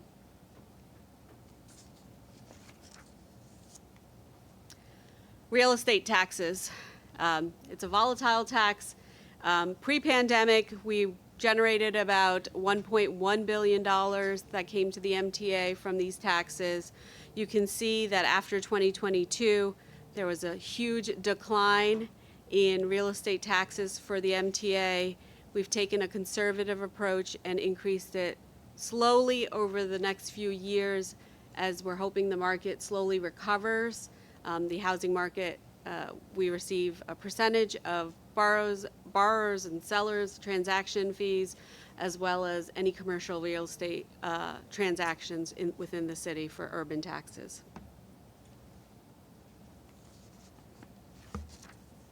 So this is a graph of total revenue that the MTA receives. There's growth in revenue that's forecasted to cover most of the expenses in the budget. Each of these sources are important to keeping the MTA's financial plan and services at the level that we're delivering at. Any change in these revenues opens up larger deficits or not funding a service that we provide today. So let's talk a little bit about expenses. I mentioned paratransit earlier. I wanted to highlight some of the changes that we've been seeing in paratransit. The team is delivering great paratransit services. Trips are increasing 20% year over year, and our projections show that here. Paratransit expenses will have doubled based on this forecast within a 10-year time frame. What's driving some of this? It's not the cost per trip. Our cost per trip are staying about level, about $60, growing to $62 by the end of this plan. It's really about the actual number of trips that are demanded and delivered within paratransit services. 8 million trips were delivered in 2019. That number grows to 16 million trips in 2029. And that's taking a little bit of a conservative approach in the out years by the trip growth only being 5% in the last 2 years of this financial plan. So we've taken the approach that it's 20% trip growth in 2025, being reduced to 15% in 26, then to 10% in 27, and then 5 and 5. So if there's the continued 20% growth, there will be an increase in expenses on paratransit. But also I'd like to highlight on this is the MTA share of paratransit expenses. When we have this share of 50% plus the 165, originally it was about 80% of the costs were borne by New York City, and 20% after fares and urban tax revenue net was MTA. In 26 and 27, MTA share is about 30% of paratransit expenses due to the cap of $165 million passed by the legislature on reimbursement to the MTA. If trips continue to grow, that actual dollar value is a bigger impact. So again, a reminder, we've taken a conservative approach on the trips, but if trips continue to grow and the share changes, this could impact the MTA's expense budget about $150 million annually for 26 and 27, which would worsen our deficits in those years. Jay, yes. Just to be clear, you are being optimistic that in the out years, the legislature has passed a law that fixes that situation and makes the city responsible for that their share above 165 million. Correct. So this number that you're seeing actually is the optimistic view, right? Yes. And it's conservative about trip growth. This is a package, an optimistic package, realistically. Correct. I just want everyone to understand that. We have real exposure in this area. So our financial plan assumes July 1st, 2027, we would go to, the city would contribute 80% of costs for paratransit. Now let me remind the board that in counties around New York, right, and municipalities, these costs are borne fully by those counties. The MTA took on the paratransit services from the city in the 90s, but we've borne a percentage of the cost. We've changed the mix since our fiscal deficit crisis. The city has contributed more of paratransit costs, but this cap hurts us on the expense side for the MTA. But it is an expense that the MTA has is challenging for us. All saying that our financial plan, our MTA continues to be a leader in managing expenses. In fact, in 2025, when adjusted for inflation, our expenses are still below 2019 levels while delivering more service on our commuter rails, subways, buses, and paratransit services.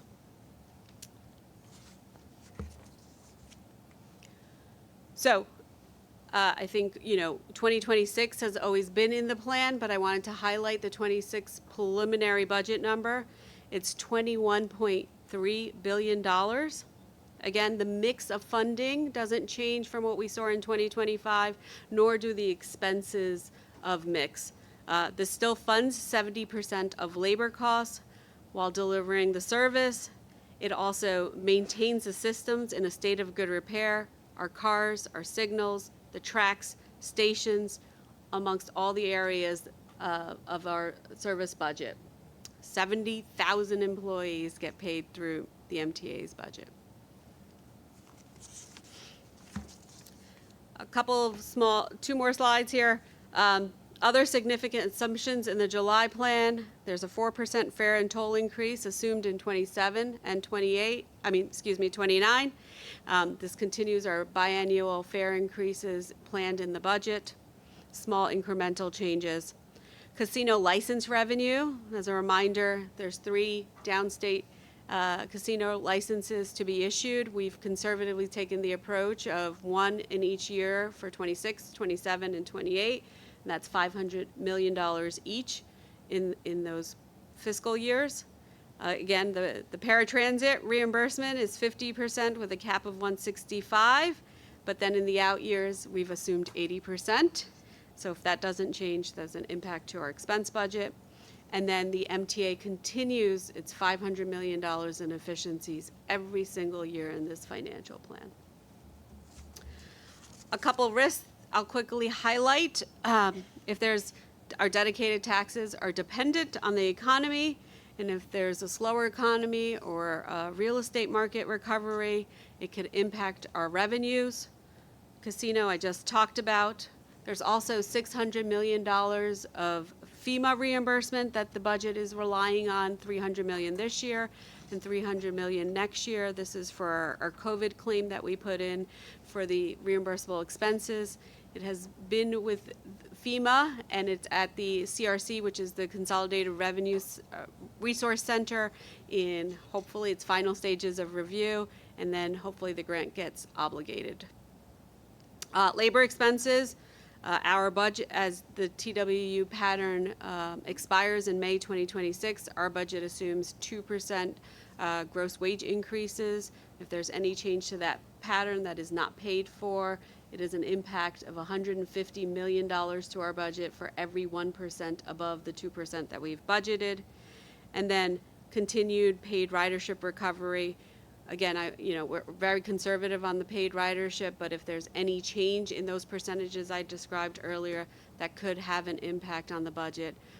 This is a future if there's any changes in paid ridership, but we are continuing at the levels that we've been trending at, so we're pretty confident in the ridership projections we have. That concludes my July financial plan update. I'm happy to take questions.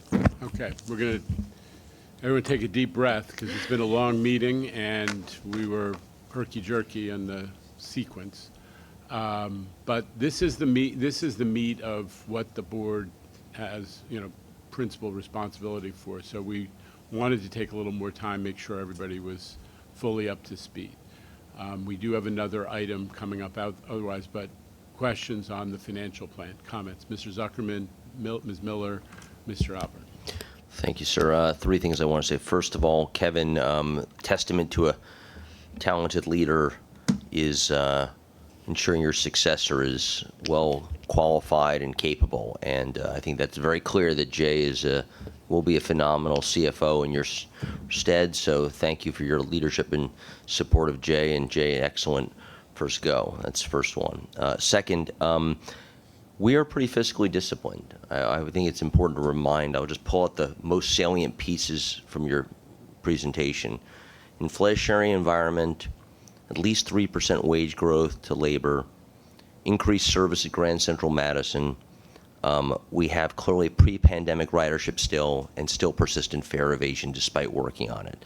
And all that said, you still have break-even and smaller deficits than expected. I think that says how incredibly hardworking this entire agency, from the operators to management to finance, has been to try and drive. And I think I give a tiny bit of credit as well to this board. The third thing I want to say is I have deep appreciation. I'm a tiny bit, have a tiny disability from the Army. I get $175 a month tax-free from the VA, but I don't know what it's like that our disabled community goes through.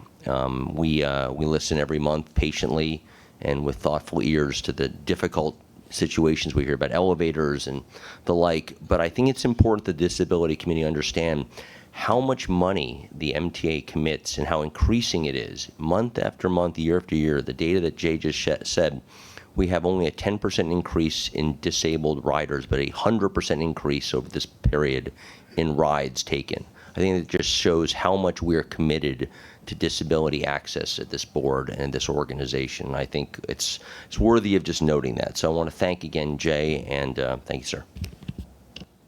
Thank you. Ms. Miller.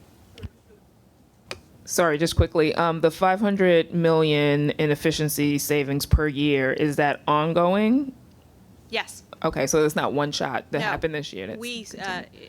I know you weren't on the board when we Yeah. started this Thank initiative, you. but we started with $300 million one year. We grew that to $400 million. In 2025, it's a total of $500 million savings across all the agencies, and that continues every year in the financial plan. And Great that's- work on that. That's amazing. And that's the reason, it's the principal reason that even though we have grown service so much, hugely on the railroad especially, but also 11 subway lines, bus lines, Queens, bus network redesign, $35 million a year more service, we have been able to stay below the rate of inflation in our overall costs, is by doing those cuts. Mr. Albert. Yes, thanks for this, Jay. It was really wonderful. I was going to ask about casino revenue, but I saw in the last couple of slides you are accounting for some, albeit perhaps late. Are you also accounting for the MTA testing out the new fare gates and considerably lowering fare evasion, which is now estimated between $700 and $800 million a year?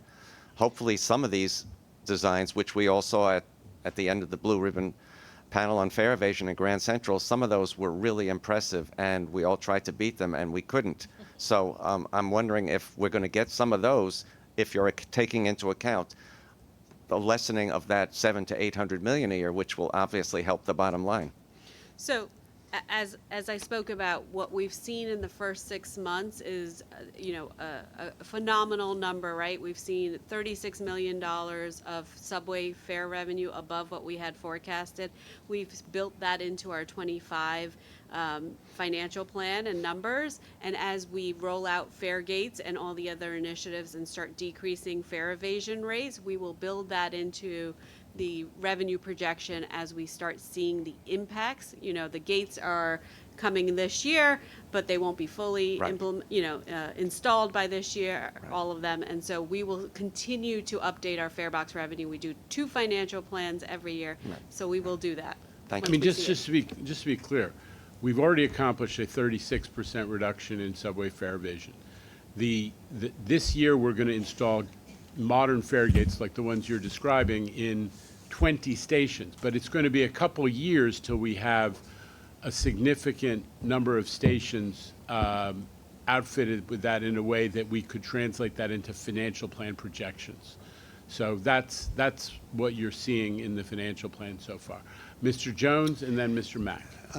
On that issue of fare evasion, the issue that we've been informed that bus fare evasion is much higher than in subways, and that's been a much more difficult project to bring down. Of the 700 million or whatever it is, have we made a significant impact on bus fare evasion, which at one point was running 50%? So let me ask Mr. Critchlow to answer that question, because he's the one who's been attacking this since he got the job, and he has made a difference. Demetrius. So absolutely, the work of the Eagle teams has made a significant impact on fare evasion. It still continues to be a problem. Just having the bandwidth to hit so many buses, just under 6,000 buses operating, and a relatively small crew of Eagle team members to tackle it. But we've made the most expansive use of the existing resources we had to make an impact. And we definitely can see that it is going beyond just the locations that they're situated at, but also the entire routes that these folks are on. So we do feel like we've made progress. It is a lot easier with the physical infrastructure changes in the subway system, but still some work to do there. And David, let me just add on the bus issue. When we switch to 100% tap and go system, we will be able to have a much more what we call European style or European or Asian style proof of payment system, where a fare enforcement agent gets on and just asks people to show them the card or the fare payment medium that they use, so you don't have to have constant surveillance on every bus, and that is where we're headed. One of the benefits of universality of the tap and go system that's going to be achieved in the next year or so. Okay, I had Mr. Mack also on that. David, I agree with you.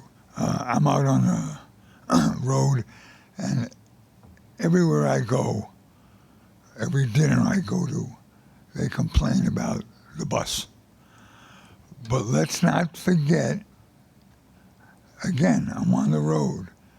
All I see is covered plates or distorted plates. That's where the money is, guys. Toll evasion is a big dollar amount, plus the fact that in most cases on the toll evasion, it's not one. It's a continual problem, and we confiscate the cars. We got to thank the New York City Police and our team on the chief is doing a good job regarding our scrutiny on the toll evasion on the bridges and tunnels. We got to keep that up. Very important revenue that we're losing. All right, so I think we're all glad to know you go to dinner with people who take the bus. That's the first thing. That is news right there, Mr. Mack. Jono, last night I was with a group. All right. And no. Listen, Monday I had lunch with Eric, just him and I. He's a good friend, has nothing to do. So, Neil, just keep, okay? All right. Anyway. I'm going to order. Also, it came to my attention, and I mentioned it. 72nd Street subway, the escalators. A young lady in that group that I was with having dinner was watching an individual with a crowbar disassemble both escalators, 72nd Street. So, you know, I mentioned that we got to put cameras. We'll look into that. I think we are replacing escalators along there, so we'll have to find out whether it was That's, actually. No crowbars were used. It's Jano, Mr. that's 72nd and 2nd he's referring to. I understand. Yes. I understand. All right, let's get back to on topic. There's some discussion on topic. There's some discussion of our toll evasion enforcement efforts. Guys, hold on. Kathy Sheridan is President of Bridges and Tunnels and has been leading that effort. Would you just respond, please? Sure. So, you know, when you look at our unbillable transactions, I think, you know, they peaked in 2021. And through the enforcement efforts with all our regional partners, we have flattened that curve. So that's a huge success. And we add partners to that, I want to say, by the month at this point. I think we're up to 15 or 16 partners. And we're teaming up with strategic initiatives with MTA headquarters to actually tackle the tolls by mail issue, because that is also, you know, a component of our revenue problem. So we have a number of initiatives, both at the legislative level and also at the administrative level, that we're going to tackle to bring that number down as well. Yeah, I mean, there was a package of toll enforcement proposals that we had before the legislature that did not get enacted this year. Among other things, it would entitle us to actually confiscate a fraudulent plate rather than just writing a ticket, having some policeman, state police or otherwise, write a ticket. That's insane that someone can have a fake plate or a covered plate or a plate that's been messed with, and they just get a ticket and they can drive away with it. So we're going to be pushing the legislature to give us, all of us in this law enforcement community, more power to go. I want to wrap this up, folks. We have a very, very long meeting, and we have one more item to hear from that is important. Any other comments or questions? Okay. I want to keep that budget on strong footing, because I'm looking over at my friends, Mr. Leathers and Mr. Valenti, and we need to pay our workforce, and this is part of how we do it. Okay. We're going to move on and hear about the fare and toll developments, a lot of issues. Jesse Lazarus will present.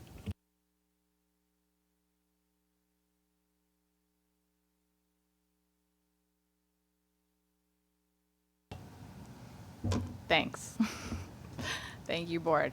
I'm going to jump ahead a little just in the interest of time, if that's all right. I think, as you know, we're here to talk about a fare and toll increase and the details of that fare and toll increase. But just for some context, I want to show you what the pattern of fare and toll increases has looked like at the MTA over the last 40 years. So you'll see that on this slide. If you remember, I think everyone does, the 2008 financial crisis hit the region and it hit the MTA particularly hard. Dick Ravage helped guide the MTA out of that storm with a package of new policies. And one of these that we have treated as gospel ever since in this building, and shown with the arrow starting in 2009 on this slide, is the MTA's need for small, stable, and predictable fare and toll increases. This is both for the MTA's financial viability, but it's also for our credibility with the riding public. You'll see that in the last 10 years, the MTA has followed this pattern of small and predictable fare and toll increases. And this has been good for customers' wallets as compared to what happened in the 1980s, where you saw double-digit increases happening. It's also helped keep service levels steady, which is also good for customers. This pattern has really helped the MTA keep pace with our expenses, as Jay described, and it's also given us a chance to try to keep up with, let's say, generic or general inflation. But we've been living in a very high inflationary period, as discussed earlier. As you can see, going back to 2018, if the MTA base fare had kept up with inflation, as shown in the orange line, we'd already be at $3.50 per trip. And as you may know, that pizza principle, this homegrown economic theory that the cost of a Subway and the cost of a slice should always be the same, really collapsed in the last few years in this period for the first time since the 1960s. So today we have one last but meaty and important agenda. I'm going to talk you through the details of our plan to grow service and keep transit the linchpin of affordability in New York. The 3 items on the agenda to get into the details on that. First, I'll walk you through our proposals to adjust fares and tolls. Second, I'll talk about a set of changes we'd like to make to improve ticket collection on the commuter railroads. And finally, I'll review the plan for subway and bus fare products and policies as we say goodbye to MetroCard and fully move into our tap and go era. So first, let's start with New York City Transit proposals. On the left, you'll see subways, local buses, and paratransit. We're proposing a 10-cent increase to the base fare, so it would go from $2.90 to $3. The 12-trip fare cap would go to $36 for unlimited rides on subways and local buses, and there is no prepayment required to receive those unlimited rides. Of course, the reduced fare program customers would receive half price on this base fare and fare cap. On the on the right, we're proposing for Express Bus a 25-cent increase, so going from $7 to $7.25. Reduced fare customers would ride for half price in the off-peak as they do today. Good news. I'm excited to tell you about a second deployment of our fare cap tool. We want to introduce a new fare cap for Express Bus customers. So starting in January with these proposals, Express Bus riders would never pay more than $67 in any 7-day period, and they'd receive unlimited Express Bus, local bus, and subway rides. Again, all without prepaying. On the railroads, we're proposing a 4.4% increase on one-way peak, weekly, and monthly tickets. A note on these monthly ticket prices, all monthly tickets are still priced below pre-pandemic levels, and no monthly ticket is more than $500, even in the furthest zones. City ticket and Far Rockaway ticket, we're proposing they increase by a quarter also, so $7.25 in the peak, $5.25 in the off-peak.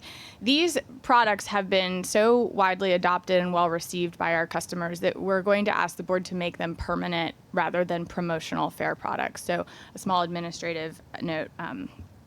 And lastly, we're going to make sure that one-way city tickets within the New York City zone are all aligned with city ticket prices so that customers are always sure to get the best deal we have. I hope you'll pick up on that theme for today. We want to make sure that our offerings are as straightforward as they can be and that the rules are simple and it's very easy for customers to get the best deal and keep money in their pockets. To close us out on the fare and toll rate changes, we'll talk about bridges and tunnels. We're proposing that the increase on each facility go up between 20 and 60 cents, depending on the facility. You can see them here. You'll notice this is not impacting congestion relief zone tolls.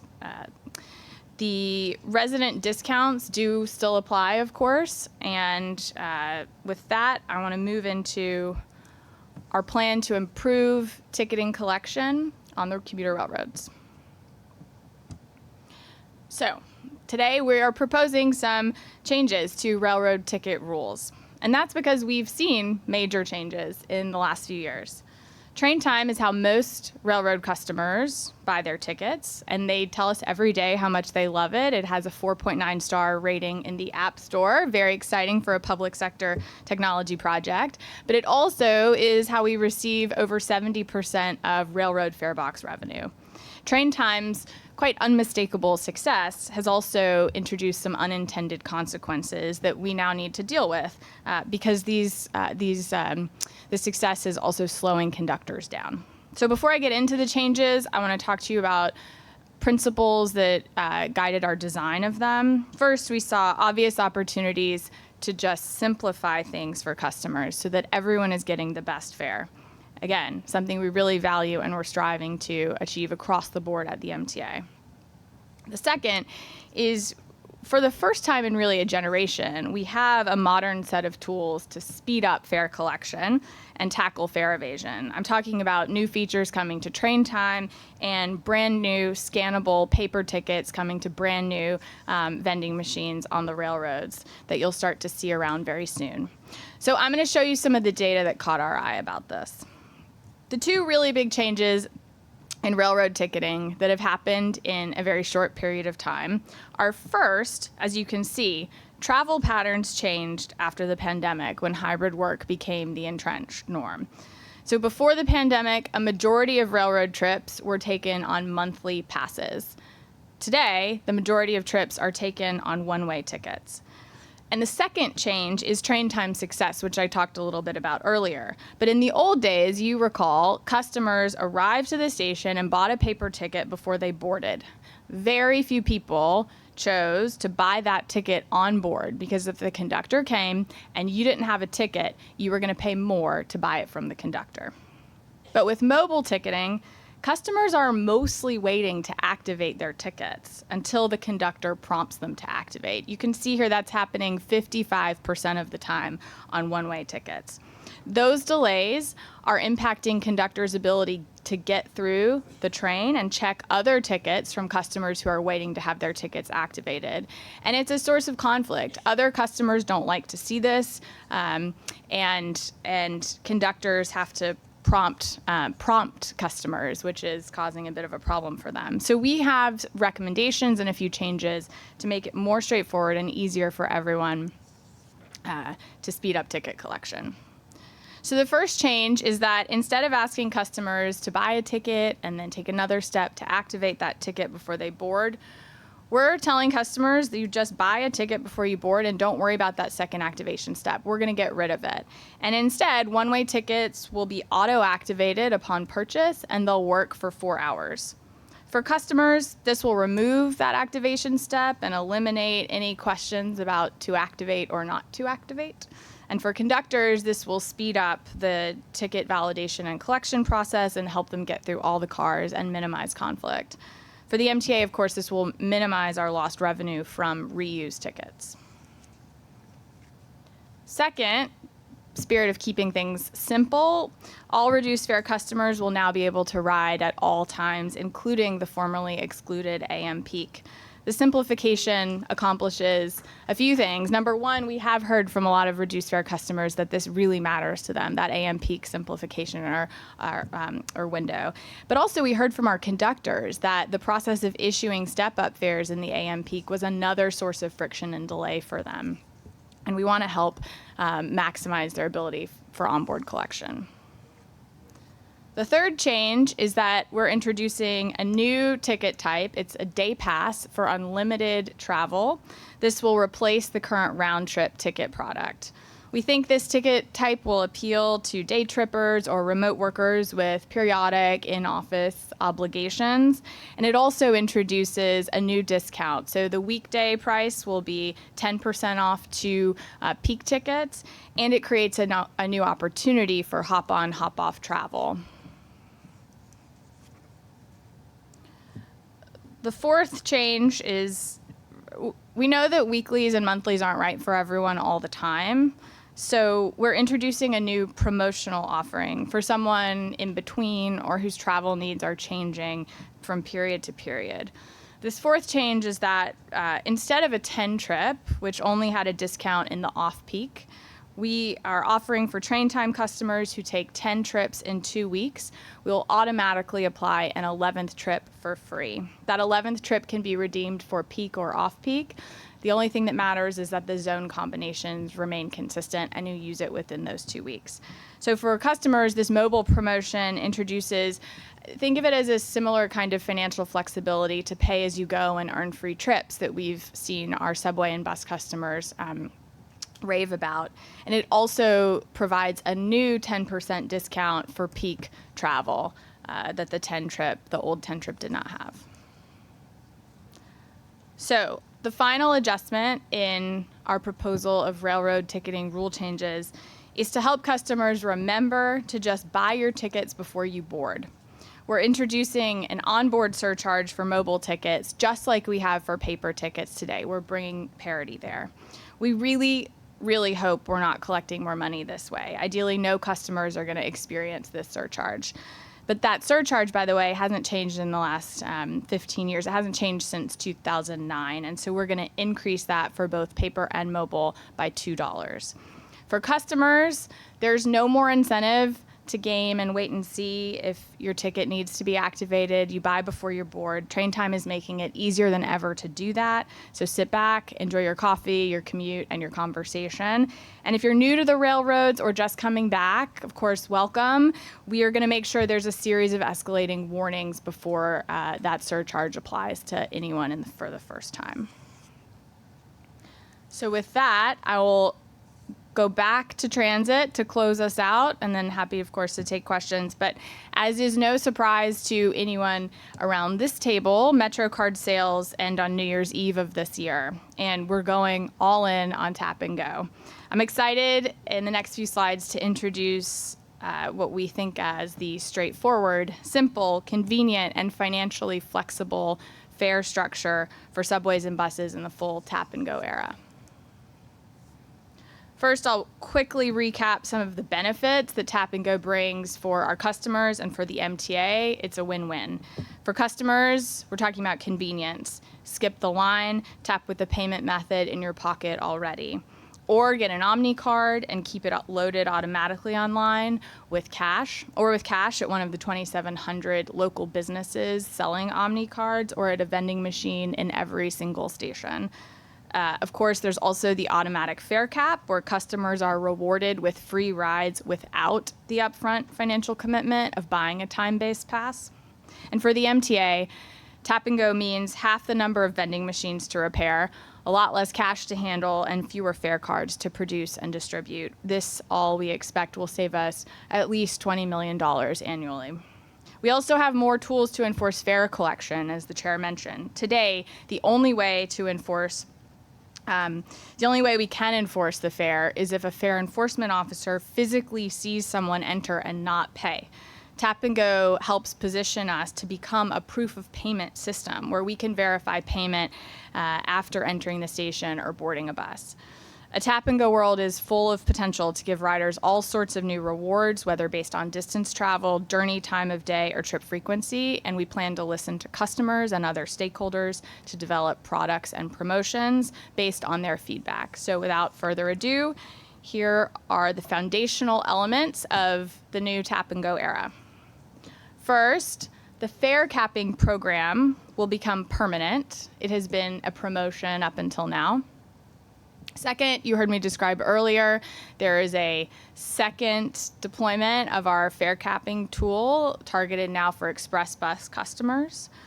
And the third change, really related to the first two, is that we are leaving this concept of a prepaid, paid upfront, unlimited time-based pass. We're leaving that behind with MetroCard. We want unlimited rides to be available to everyone, regardless of their ability to pay upfront for a discount. The prepaid pass concepts, I think, as folks have come to understand, and certainly as our customer base has shifted so dramatically away from them, they were considered a breakthrough 3 decades ago, but right now, with the new tools we have available, they are regressive, use it or lose it financial instruments, and we're just done with them. So the fare cap is a much better tool for positioning our customers for the most affordable way to get around town. We've heard from customers, though, who like to budget in advance, and these customers will still be able to preload dollars onto an Omni card. They'll take advantage of the fare cap, and with Tap and Go, if they don't use all the money on the card, though, they're going to keep what's left. The last piece of this is, as we move into the Tap and Go era, every rider will have to tap to enter. Buses, like subways, will no longer accept cash or coins for payment on board. But rest assured, we have over 2,700 local business locations actively selling Omni cards for cash or coin customers. And with everyone having to tap, we can fully deploy proof of payment on buses and conduct more thorough fare enforcement. So to close out, I want to take a deep breath. We got through all of that. One slide left. It's really about the schedule and our commitment to transparency and public engagement. So here we are in July. Where are we going between now and implementation? Here we are in July. We're talking about the details of the fare and toll changes that were included in the financial plan that you all voted on last December. In the next 5 months, we are launching a series of public engagement opportunities through many different modes and media. You'll see that we have a portal that will open today and will remain open for public comment. This is traditionally how we receive the most feedback from the public. That will remain open until September 14th. For members of the public, though, who would like to make comments in person or by video conference, we're scheduling a series of 3 hearings on August 19th and 20th. They'll be at different times of day. We obviously want to accommodate different schedules and the greatest number of customers we can. And in September, we'll head to different satellite locations or at transit centers throughout the region for a series of satellite public comment sessions. This fall, the MTA staff will present to this board summaries of all the feedback we receive from the public, and we will ask for your vote on these changes. We're prepared to implement these changes in January of 2026. And finally, letting you know that next year we will officially and completely move on from the MetroCard era. We'll end acceptance of MetroCard, we will end acceptance of coin on local buses, and to round that out, the new card fee for an Omni card will increase from $1 to $2. And with that, I'm happy to take any questions this board may have. All right, we'll line them up. We'll start with Mr. Jones, and then Mr. Chu, Mr. Glucksman, Mr. Albert. Murderer's row over here. Go ahead. Yeah, I guess I've been somewhat concerned with the scheduling of the public hearings, that we're going live to the public for something that you're focused on dates in August, which are very soon. And the question of, can there be any expansion of those hearings to get in beyond the August break into September? That's one. And also my concern, having done this for 11 years now, the issue of having public hearings on essentially 3 different systems. Obviously, there are those who are going to be most concerned with the issues of buses and subways, those who are concerned more with Metro North or Long Island Railroad. So the question of clustering those separate interests differently, or toll, as Mr. Mack talks about, the tolling. It's like a fire hose, essentially. It used to be when we had in person, when we had to go to Staten Island, the rest. People obviously wanted to have their views heard. But if I have all 3 systems or 4 systems bunched together, how are we going to segment those out, or even know as a board, as we attend these hearings, what's going on and how people's senses of what is impacting them and their personal issues? Thank you for that question. I'm excited to talk about the transparency and deep public engagement that we're committed to through this process. So this is public now. We're introducing this to the board and to the public. We've launched the portal. It's open. It'll be open today. What follows from here is a diverse set of opportunities for people to engage in diverse moments and through different channels. And we're also bringing folks to regional transit centers throughout the region, or transit centers throughout the region, so that there's an opportunity for folks who, as you say, have their specific mode or are single mode commenters, as if you will, for them to engage directly. So I think the diverse portfolio of channels and opportunities for people to engage, as well as an extended cycle that begins from this moment and will conclude at some point in the fall when the staff are able to summarize and report back to the board exactly the tenor and the tone and the comments from members of the public. Mr. Chu, and then Mr. Glucksman. To start, it'd be great if you could just consult with us when you're doing the satellite hub scheduling. So I think I speak for many of the board members. We'd like the optimal opportunity to participate. And I just want to, I know we're already running over time. I just want to specifically remark on one. I'll acknowledge, I'm glad that we're not seeing anything that we didn't expect, right? we contemplated these levels of fare increases with some nuanced additions and changes here. But the levels of the increases were things that we passed in the budget, were things that were included in the financial projections. So I think, no one likes a fare hike, but the way it's been done incrementally, in a way that's controlled, in a way that's expected, and a way that doesn't bring big surprises is a much healthier way to do things. And I understand we heard a lot of commenters that don't want a fare hike. There's been a fare hike on everything. We happen to be in a position where the public gets a say, and that's a good thing and a healthy thing. But this is much better than that roller coaster that you started with. But on the railroad changes, I think this is so important.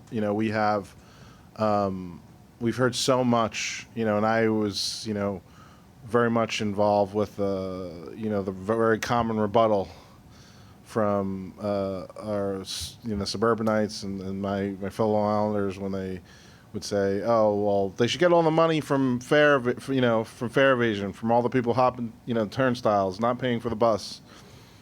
55% of non-activated tickets when the conductor gets there, it says something. Now we all have absent-minded moments, and I'm sure that happens, but 55% is a condition that's unacceptable. If you're riding the train for free because you haven't activated your ticket, you didn't get lucky, you stole a ride. In fact, I wouldn't say it's no different than hopping a turnstile around a bus for free. It is different. It's more expensive.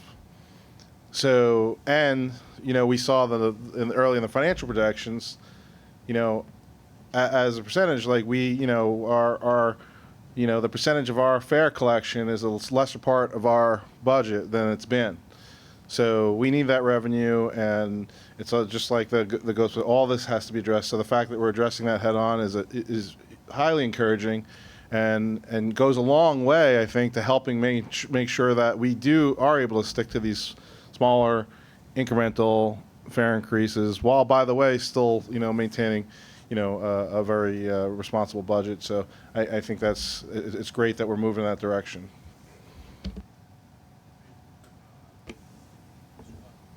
Thank you. Very, very interesting presentation. Before I get to what I really wanted to say, picking up on what Sammy just said, is there any reason that the timing for the tickets can't start sooner?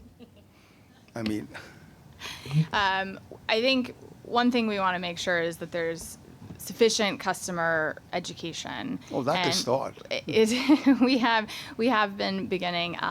There's two elements to this. One is training customers and training conductors, and those need to happen in parallel. And so I think that making sure, because this is really changing the norm of ticket collection on these one-ways on the railroads, we want to make sure that there's sufficient warning such that no one is hitting that surcharge, and we're retraining everyone to buy just before they board. All right. Thank you. I'm glad to see the senior disability being accepted.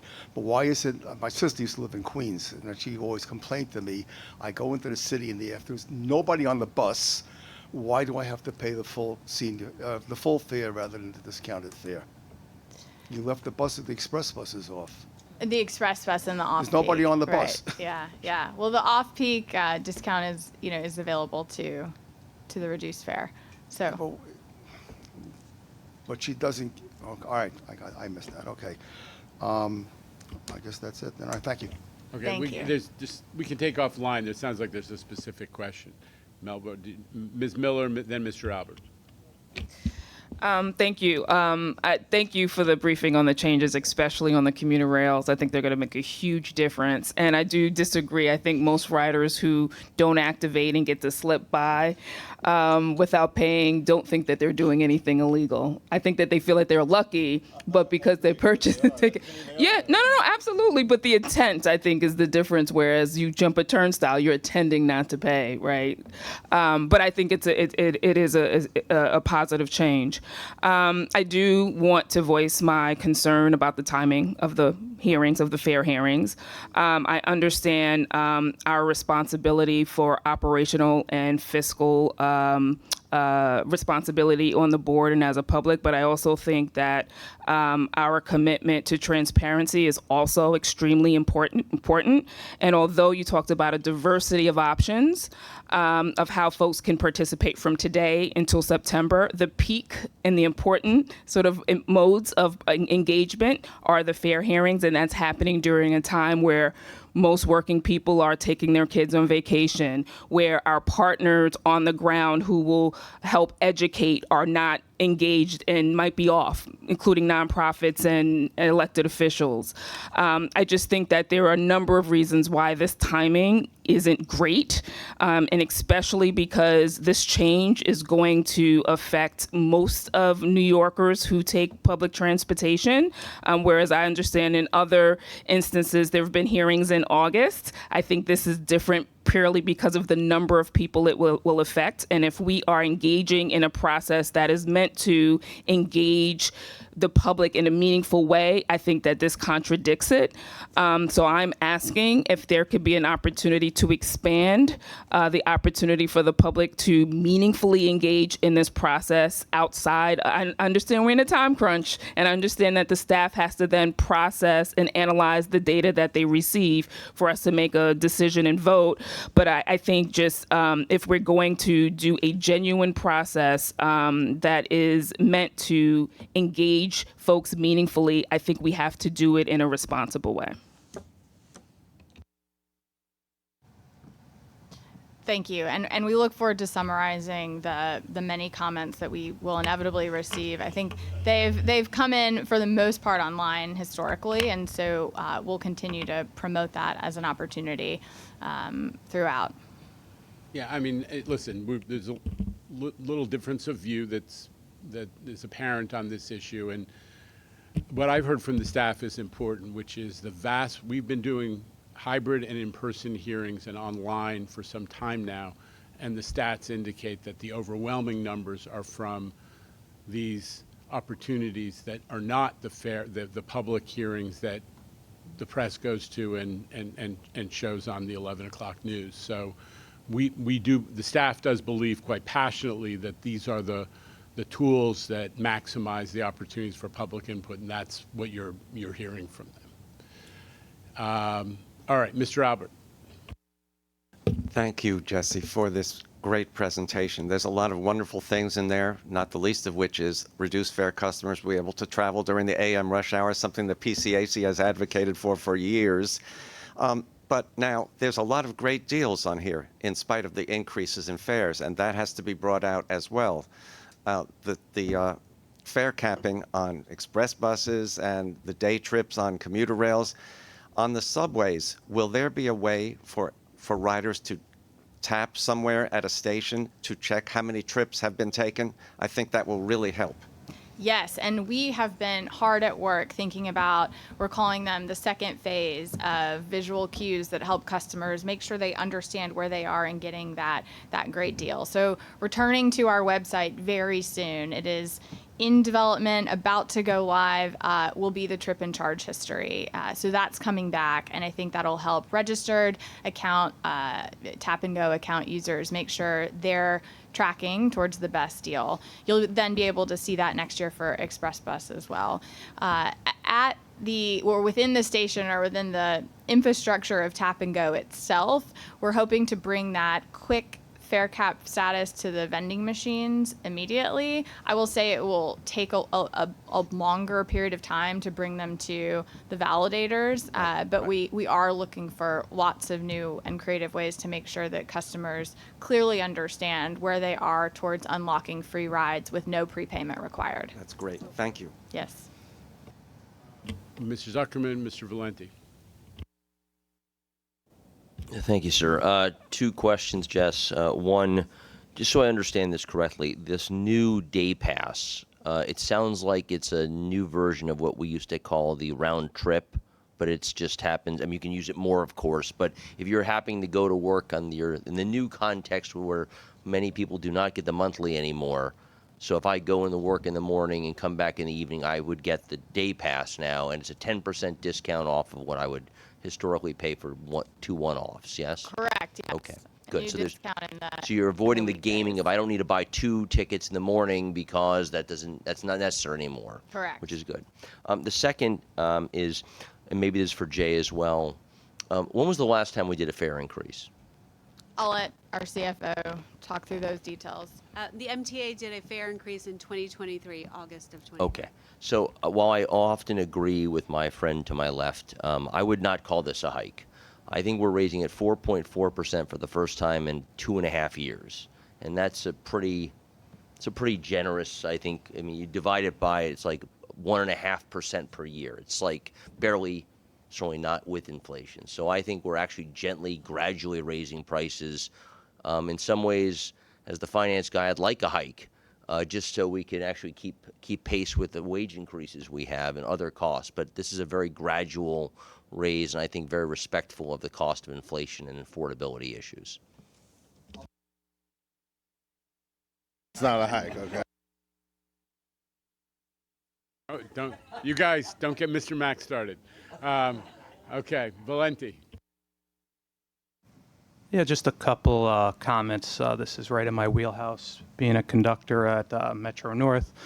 Some of the fare policy changes I'm going to pile on here. The senior disabled one, I think, is a great initiative. It was a pet peeve of mine, policy pet peeve of mine for years. I think extending the reduced fare hours needed to happen. As a union rep, I've had difficult conversations.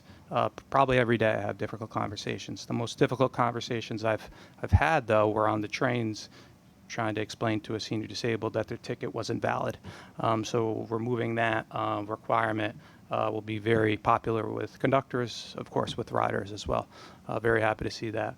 Another recurring issue that we've had, you've addressed, which is the lack of activation of tickets for whatever reason. Also, buying e-tickets on board in front of the conductor is an issue. It just slows us down. Unfortunately, sometimes it happens, just by accident, and sometimes it's habitual, and it's more than that, right? But I like the way it's addressed here. You made the point earlier that the goal was not to incur the fee and make money off it. The goal is just to change behavior. I'm very supportive of that. I think that it will change behavior, and it'll lead to more positive outcome, and the conductors will be able to get through the trains more efficiently, effectively. Anybody else wishing to be heard? Mr. Leathers. Our frontline workers work very hard to fulfill their duties, and these new policy changes will assist them, obviously. But we are in dire need of support from our law enforcement and those who work hard to protect us, because we're low-hanging fruit, and public's dissatisfaction, our customers' dissatisfaction will no less be taken out on our employees. So we appreciate everything that's done as far as the marketing, the branding, getting the word out, telling our customers the advantages of, buying the monthly and taking advantage of the discounts. And I think it's very important. So thank you. Just want to underscore what you said, that we do have to make sure as we enter a new fare payment era that the conductors have the support of the MTA PD on board. And I know we've been working with your labor organization as well as Mr. Valenti's to make sure that that happens, but this will be a new phase of that effort, and we recognize it. Thank you. Mr. McCarthy. Chair, just want to reiterate something that you've pushed us to accomplish. We're opening the portal today. So this is July. We're opening the portal to hear comments from folks. We're going to have public hearings starting in August. You want us to hear from people both virtually and in person. And then we are scheduling satellite opportunities throughout the region in September. So this is so the length of time that there's opportunities to comment is we've extended that out into September as well. Okay. Anything else? Because I think we've reached the end of this marathon board meeting. I thank everybody for sticking it out through. And I especially just want to acknowledge new board member Melva Miller, who jumped right in and is, when I'll just say this: when I asked the executive chamber, they said, well, what kind of profile do you want in a board member? And I said, somebody from Queens who rides the Long Island Railroad regularly, as well as knowing the whole mass transit system, and you're it, and we're thrilled that you're here. As with so much history of civic involvement. I just also want to acknowledge, although it is your second visit, Mr. O'Donnell, who also hit the ground running, coming to us from Orange County, and has given us a lot of time and patience as he gets up the education curve on everything we do here. So a lot of work accomplished today, a lot more to do, and I thank everybody. With that, I'll take a motion to adjourn. Mr. Chu, thank you. Mr. Mack, second. We are in adjournment. Thanks.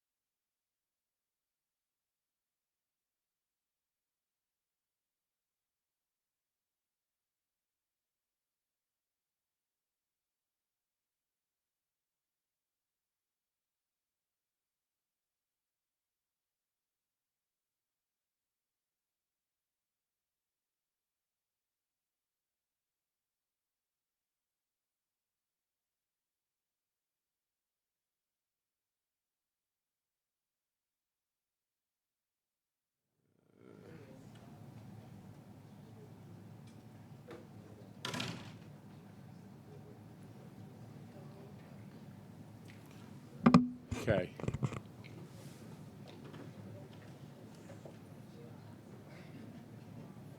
Okay. I'm sure lots of questions. Super substantive meeting.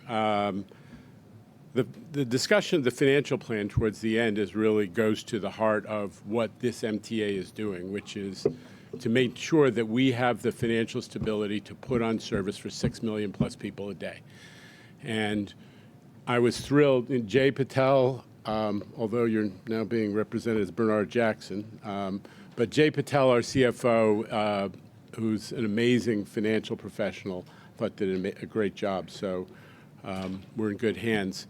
But I think it conveyed how our planning is paying off. We have gone from having much larger out-year deficits to reduced out-year deficits. So we set goals for the agencies to reduce costs, and that's allowed us to continue to tighten our belt as we go forward and deliver more and more service. And obviously, I keep saying it, we're delivering all that extra service, Long Island Railroad, subways, buses, commuter rail, and we're doing it with, in real terms, what is actually a smaller budget than existed before COVID. So I was thrilled with both the substance and the presentation that we heard from Jay. And obviously, having the capital program in place allows us to advance the transformational Interborough Express project, and that was a big milestone that we're now gone on to the full design, which is soup to nuts, and this thing is going to get built. So very excited about all that. And now we'll hear from Minton and all of you. All right. On this Upbeat Wednesday, we start with an upbeat reporter, Elijah Westbrook from CBS 2. Elijah. Good afternoon, Jano. So I want to preface by saying I think I know the answer to this question I'm going to ask, but for our viewers to get a better understanding into these fare and toll increases that are expected to take place come January, I mean, what do you say to someone that's disgruntled about the fact that these fares and tolls will increase on top of the fact that you have congestion pricing already implemented? What do you say to someone who I'd say that we got to remember what is really driving affordability issues in New York, and it's not transit. Transit is one of the few things that makes New York affordable, and we're keeping it that way. In fact, since 2018, according to the controller, the price of transit has gone up just 16%, while the price of housing, which is the central issue in our affordability crisis, has gone up 68%. We are controlling these increases. We're doing them small, we're doing them predictable, and we're telling everybody when they're coming so they can plan. What they also get is a lot more service, and they're getting new discounts. We're thrilled to be offering all that. Is there more of a middle ground? Does it have to be a 4% hike? I think I hear from a lot of people who say, you're driving us crazy with 290 and the dimes. Why didn't you make it just a round number? And now we're doing that. We're making it a round number. But more important, again, Elijah, we're giving people much more service on all of the systems, better service, and we're giving new discounts, especially express bus riders. We want people to use this new tap-and-go system to get the best fare. All right, on to Evan Simcoe Bednarski. He's right here from the Daily News, directly in front. Evan, good afternoon. Good afternoon, Jenna. Two questions. One is off of the announcement at the committee meeting that there's going to be retrofitting of 5G radios to the R211s to make them play on the crosstown CBTC. I'm wondering why that wasn't part of a change order in the option 2. Why are we having to involve a third party to change trains that are just coming off the line? I'm going to have to rely on Jamie to answer that. Go ahead, Jamie. I think we answered that in a lot of detail. We, this is a build out of a new system of signaling. The technology is very complex, and we're building it out in a way that's safe and reliable for riders. You've got what's in the contract, which is the so-called wayside equipment. That's part of the contract, but because we need a radio to communicate with that equipment that's on the cars, and we need that throughout our whole system, we had to negotiate that out with 2 other vendors, and we brought that one of those completed negotiations to the board this month. It's been approved. we're getting to the other one, and that's the reason that they're proceeding separately. Forgive me, I guess I meant why wasn't it part of option 2 for the R211 contract? Why wasn't it put as a change order to the R211 contract? It's just different contracting methods. It wouldn't have, which contract it's in doesn't necessarily, translate into time savings, but this was the decision we made, was how we had to get this one done. Got it, thank you. And just to follow up, Jano, or I think this is not a Jamie question, but to follow up on a question from last month, do we have any more information as to what caused the transformer fire in June in Grand Central Madison? No, but we'll follow up with you because I just can't answer as we stand here, but we'll dig in and come back to you with that. Thank you. All right, let's go to the Zoom equipment now. We've got Andrew Siff is standing by, it looks like live in Grand Central Madison today from WNBC. Andrew. Yes, Tim, Jano, how are you? We're fine, thank you, Andrew. Okay. My question has to do with your change in the policy for the commuter rail, where currently the tickets are good for 60 days if you haven't activated them, and you're changing that where they're only going to last for 4 hours.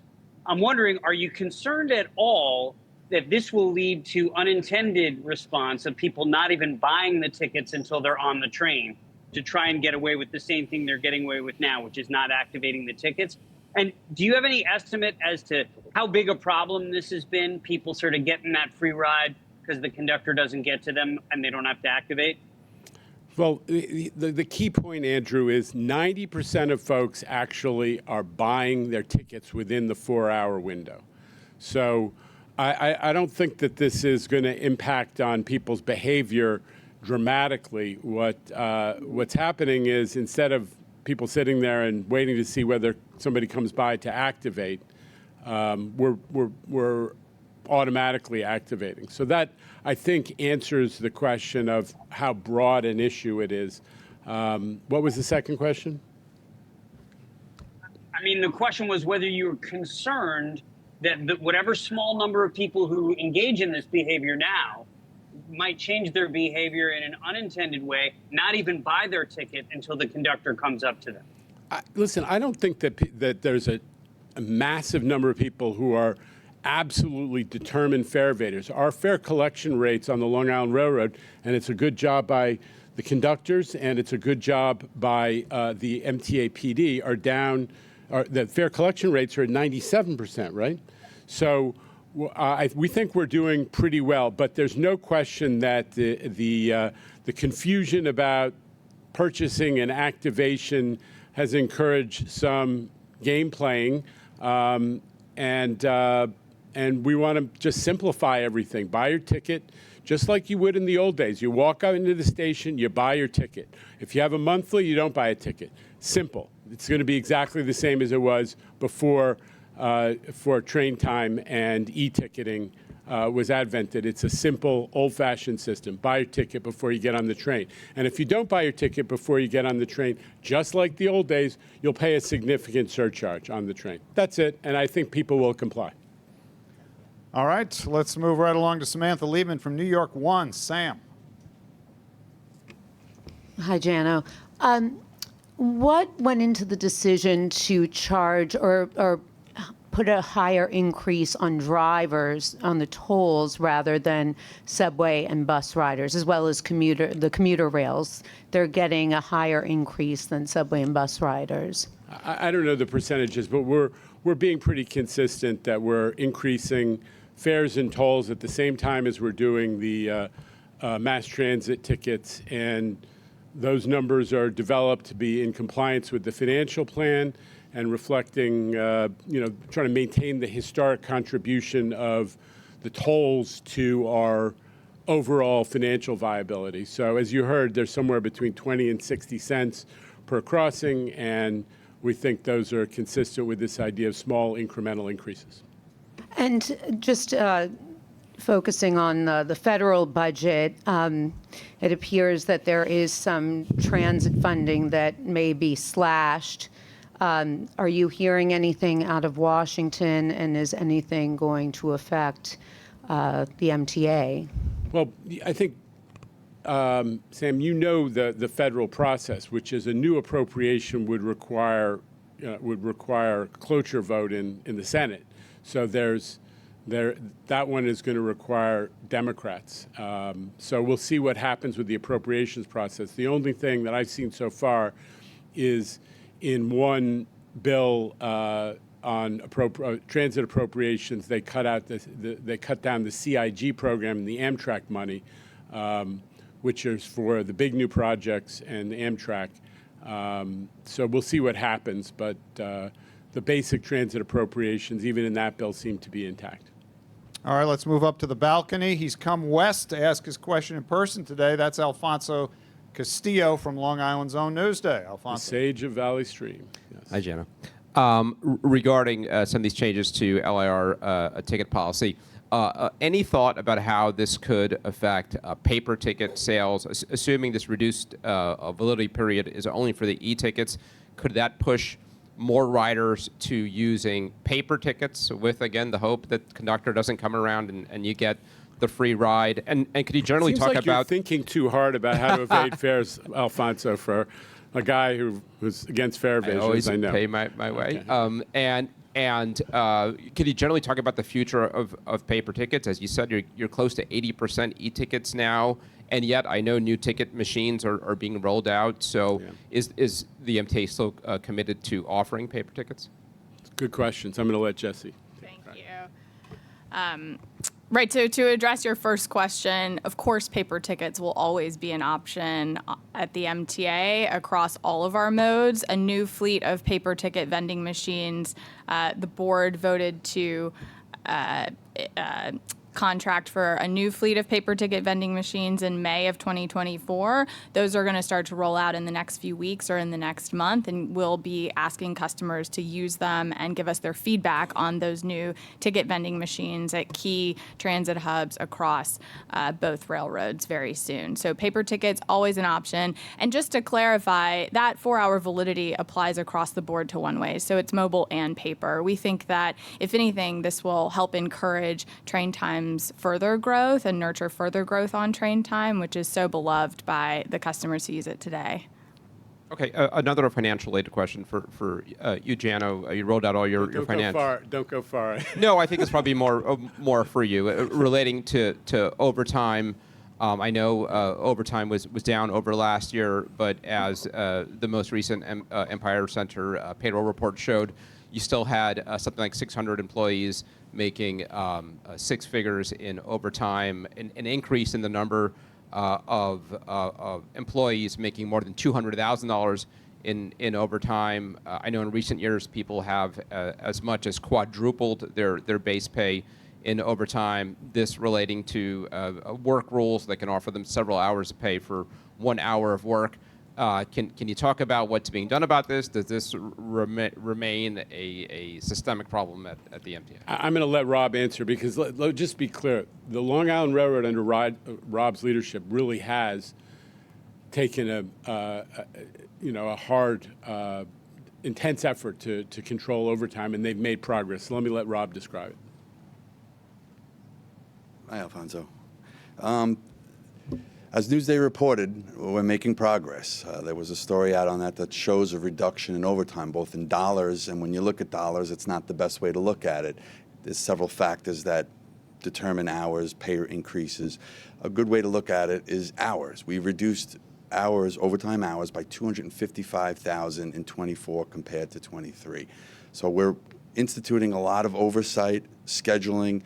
You mentioned about the ability to work extended tours.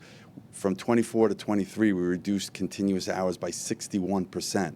And building on that, year-to-date, 25 versus 24, we've reduced it by 46%.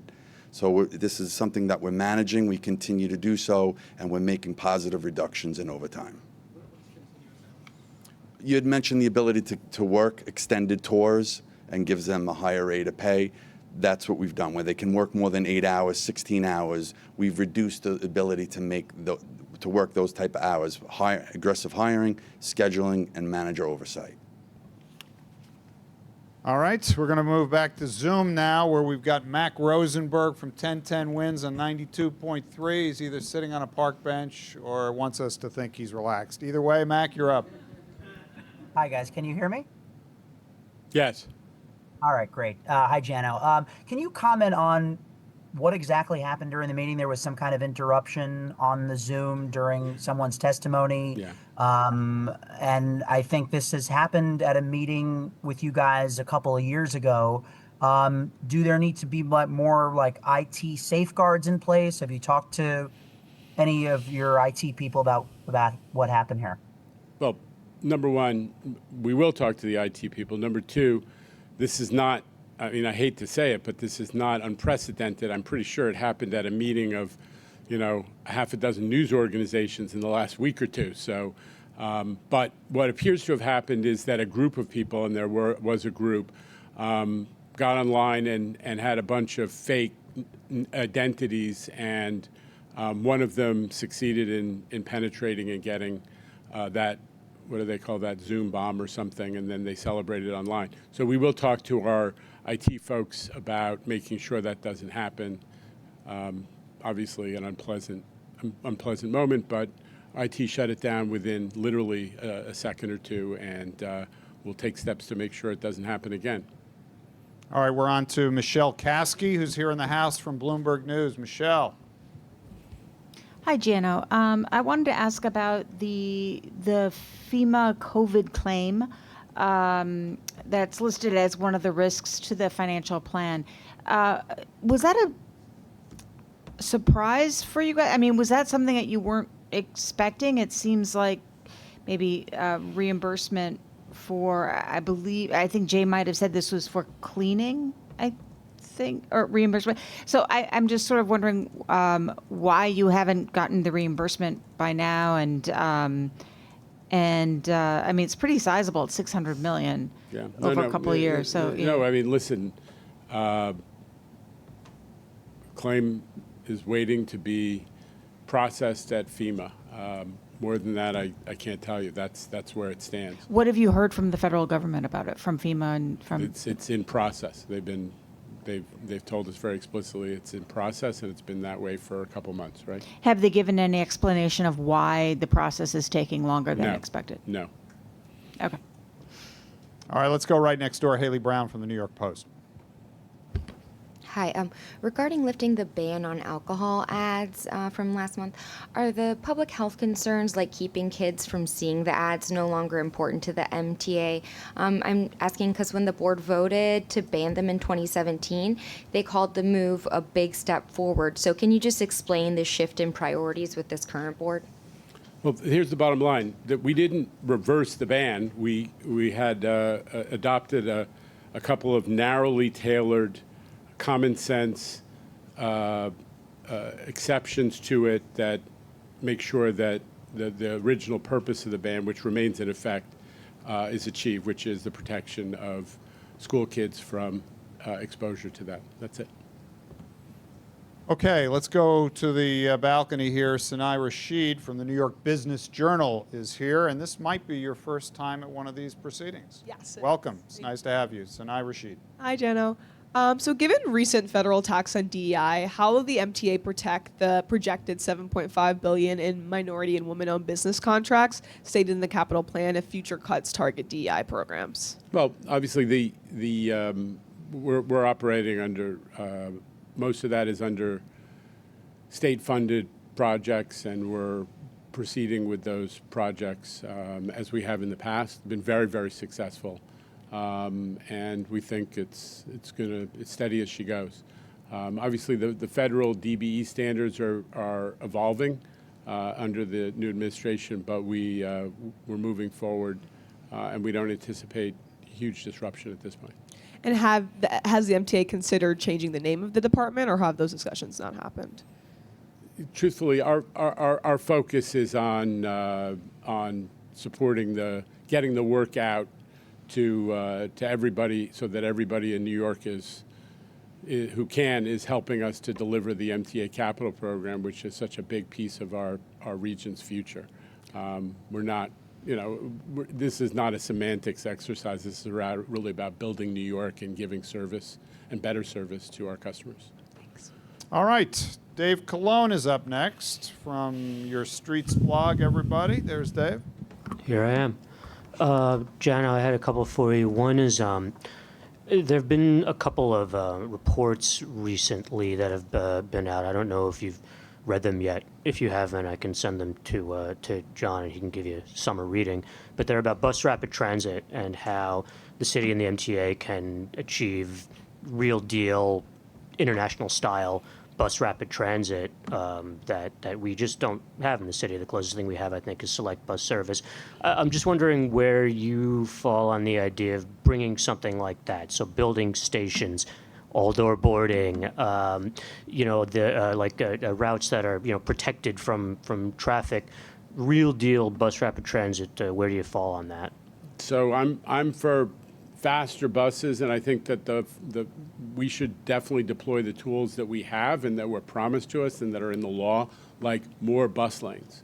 That's the thing that we are still waiting for, is to get more bus lanes. We've done our part with the ACE camera program, which is hugely successful, not just because it's deterring people and collecting fines, but because it's teaching people based on the reduction in recidivism. It's teaching people to stay out of the bus lane, to stay out of the way of buses, not to block the bus stops. So I think we should maximize the tools, and we're always going to look at solutions that are more ambitious.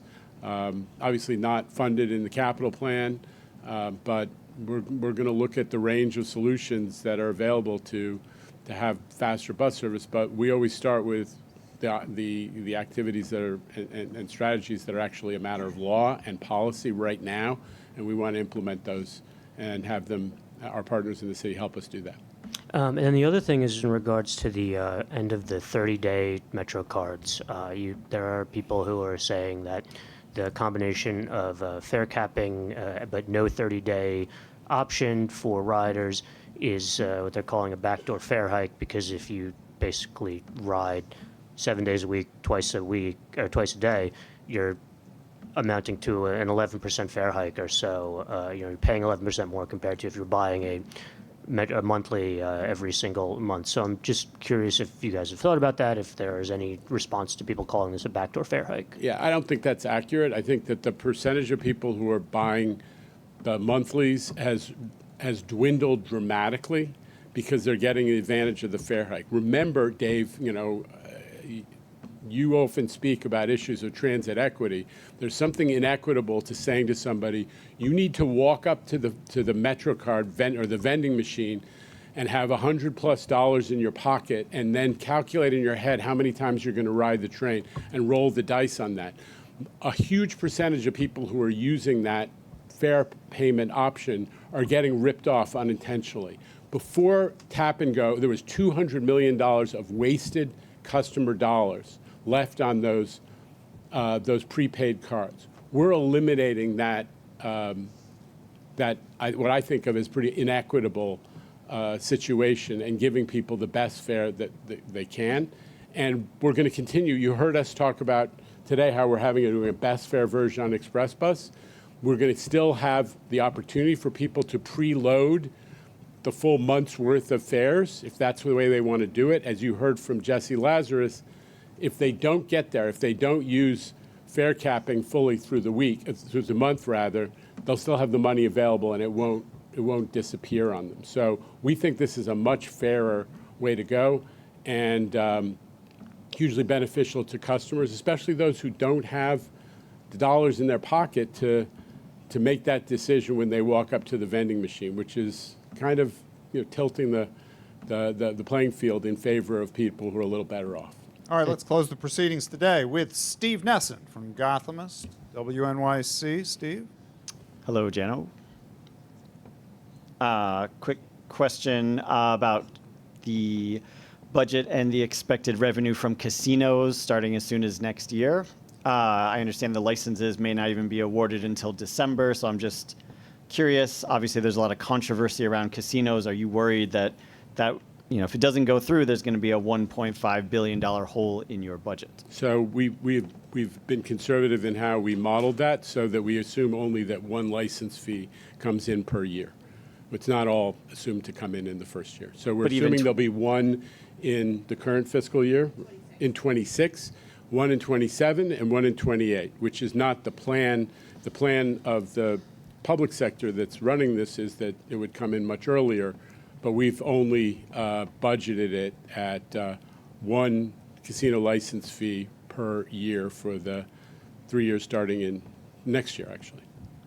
And just wanted to get your thoughts about the IEC report that we heard about this week that found delays to all the current signal projects and several millions of increased costs. Can you respond to how those findings align with your mantra of how the MTA is doing things different, better, faster, cheaper? And a lot of complaints from the public that you've obviously heard and responded to in the past, that the public doesn't think the MTA spends the money wisely or No, well. I mean, the public actually is giving us higher marks than WNYC and Gothamist does. And I understand that we don't do marks. No, I'm saying, but I understand you're trying to stir the pot on this issue. So let me finish. So what listen, you're right. Not every project that we've done in the last 5 years has been on time and on budget. And I encourage the IEC to be very forthright. I mean, I saw that where that presentation was headed, and I said we want to be forthright about the challenges. What they said is that they support the decisions that have led to the, I'd say, delay to the push out of the substantial completion dates in favor of delivering some of the benefits of those projects to the public. But delay is delay, and we count it against us in all of our public, our dashboards and our public comments, and we're held responsible, and we're not shying away from that. This has been an area that there's no question, we have struggled with. You heard a little bit about some of the challenges of getting some of the professionals who know how. You get the idea that they're struggling a little bit with getting professionals who can manage these legacy systems, like the old fixed block system, while we're transitioning to CBTC. But we own every time we run late or we run over budget. We'll always highlight the fact that we've made a lot of progress on big projects on that, and we will continue to push forward on these projects that are really important. And you see we funded a lot more signal work in the coming capital program. Thank you. All right, anything? Nope, we're good. Thank you, Jano, Jamie, Jesse, and Rob. And good afternoon from Lower Manhattan, everybody.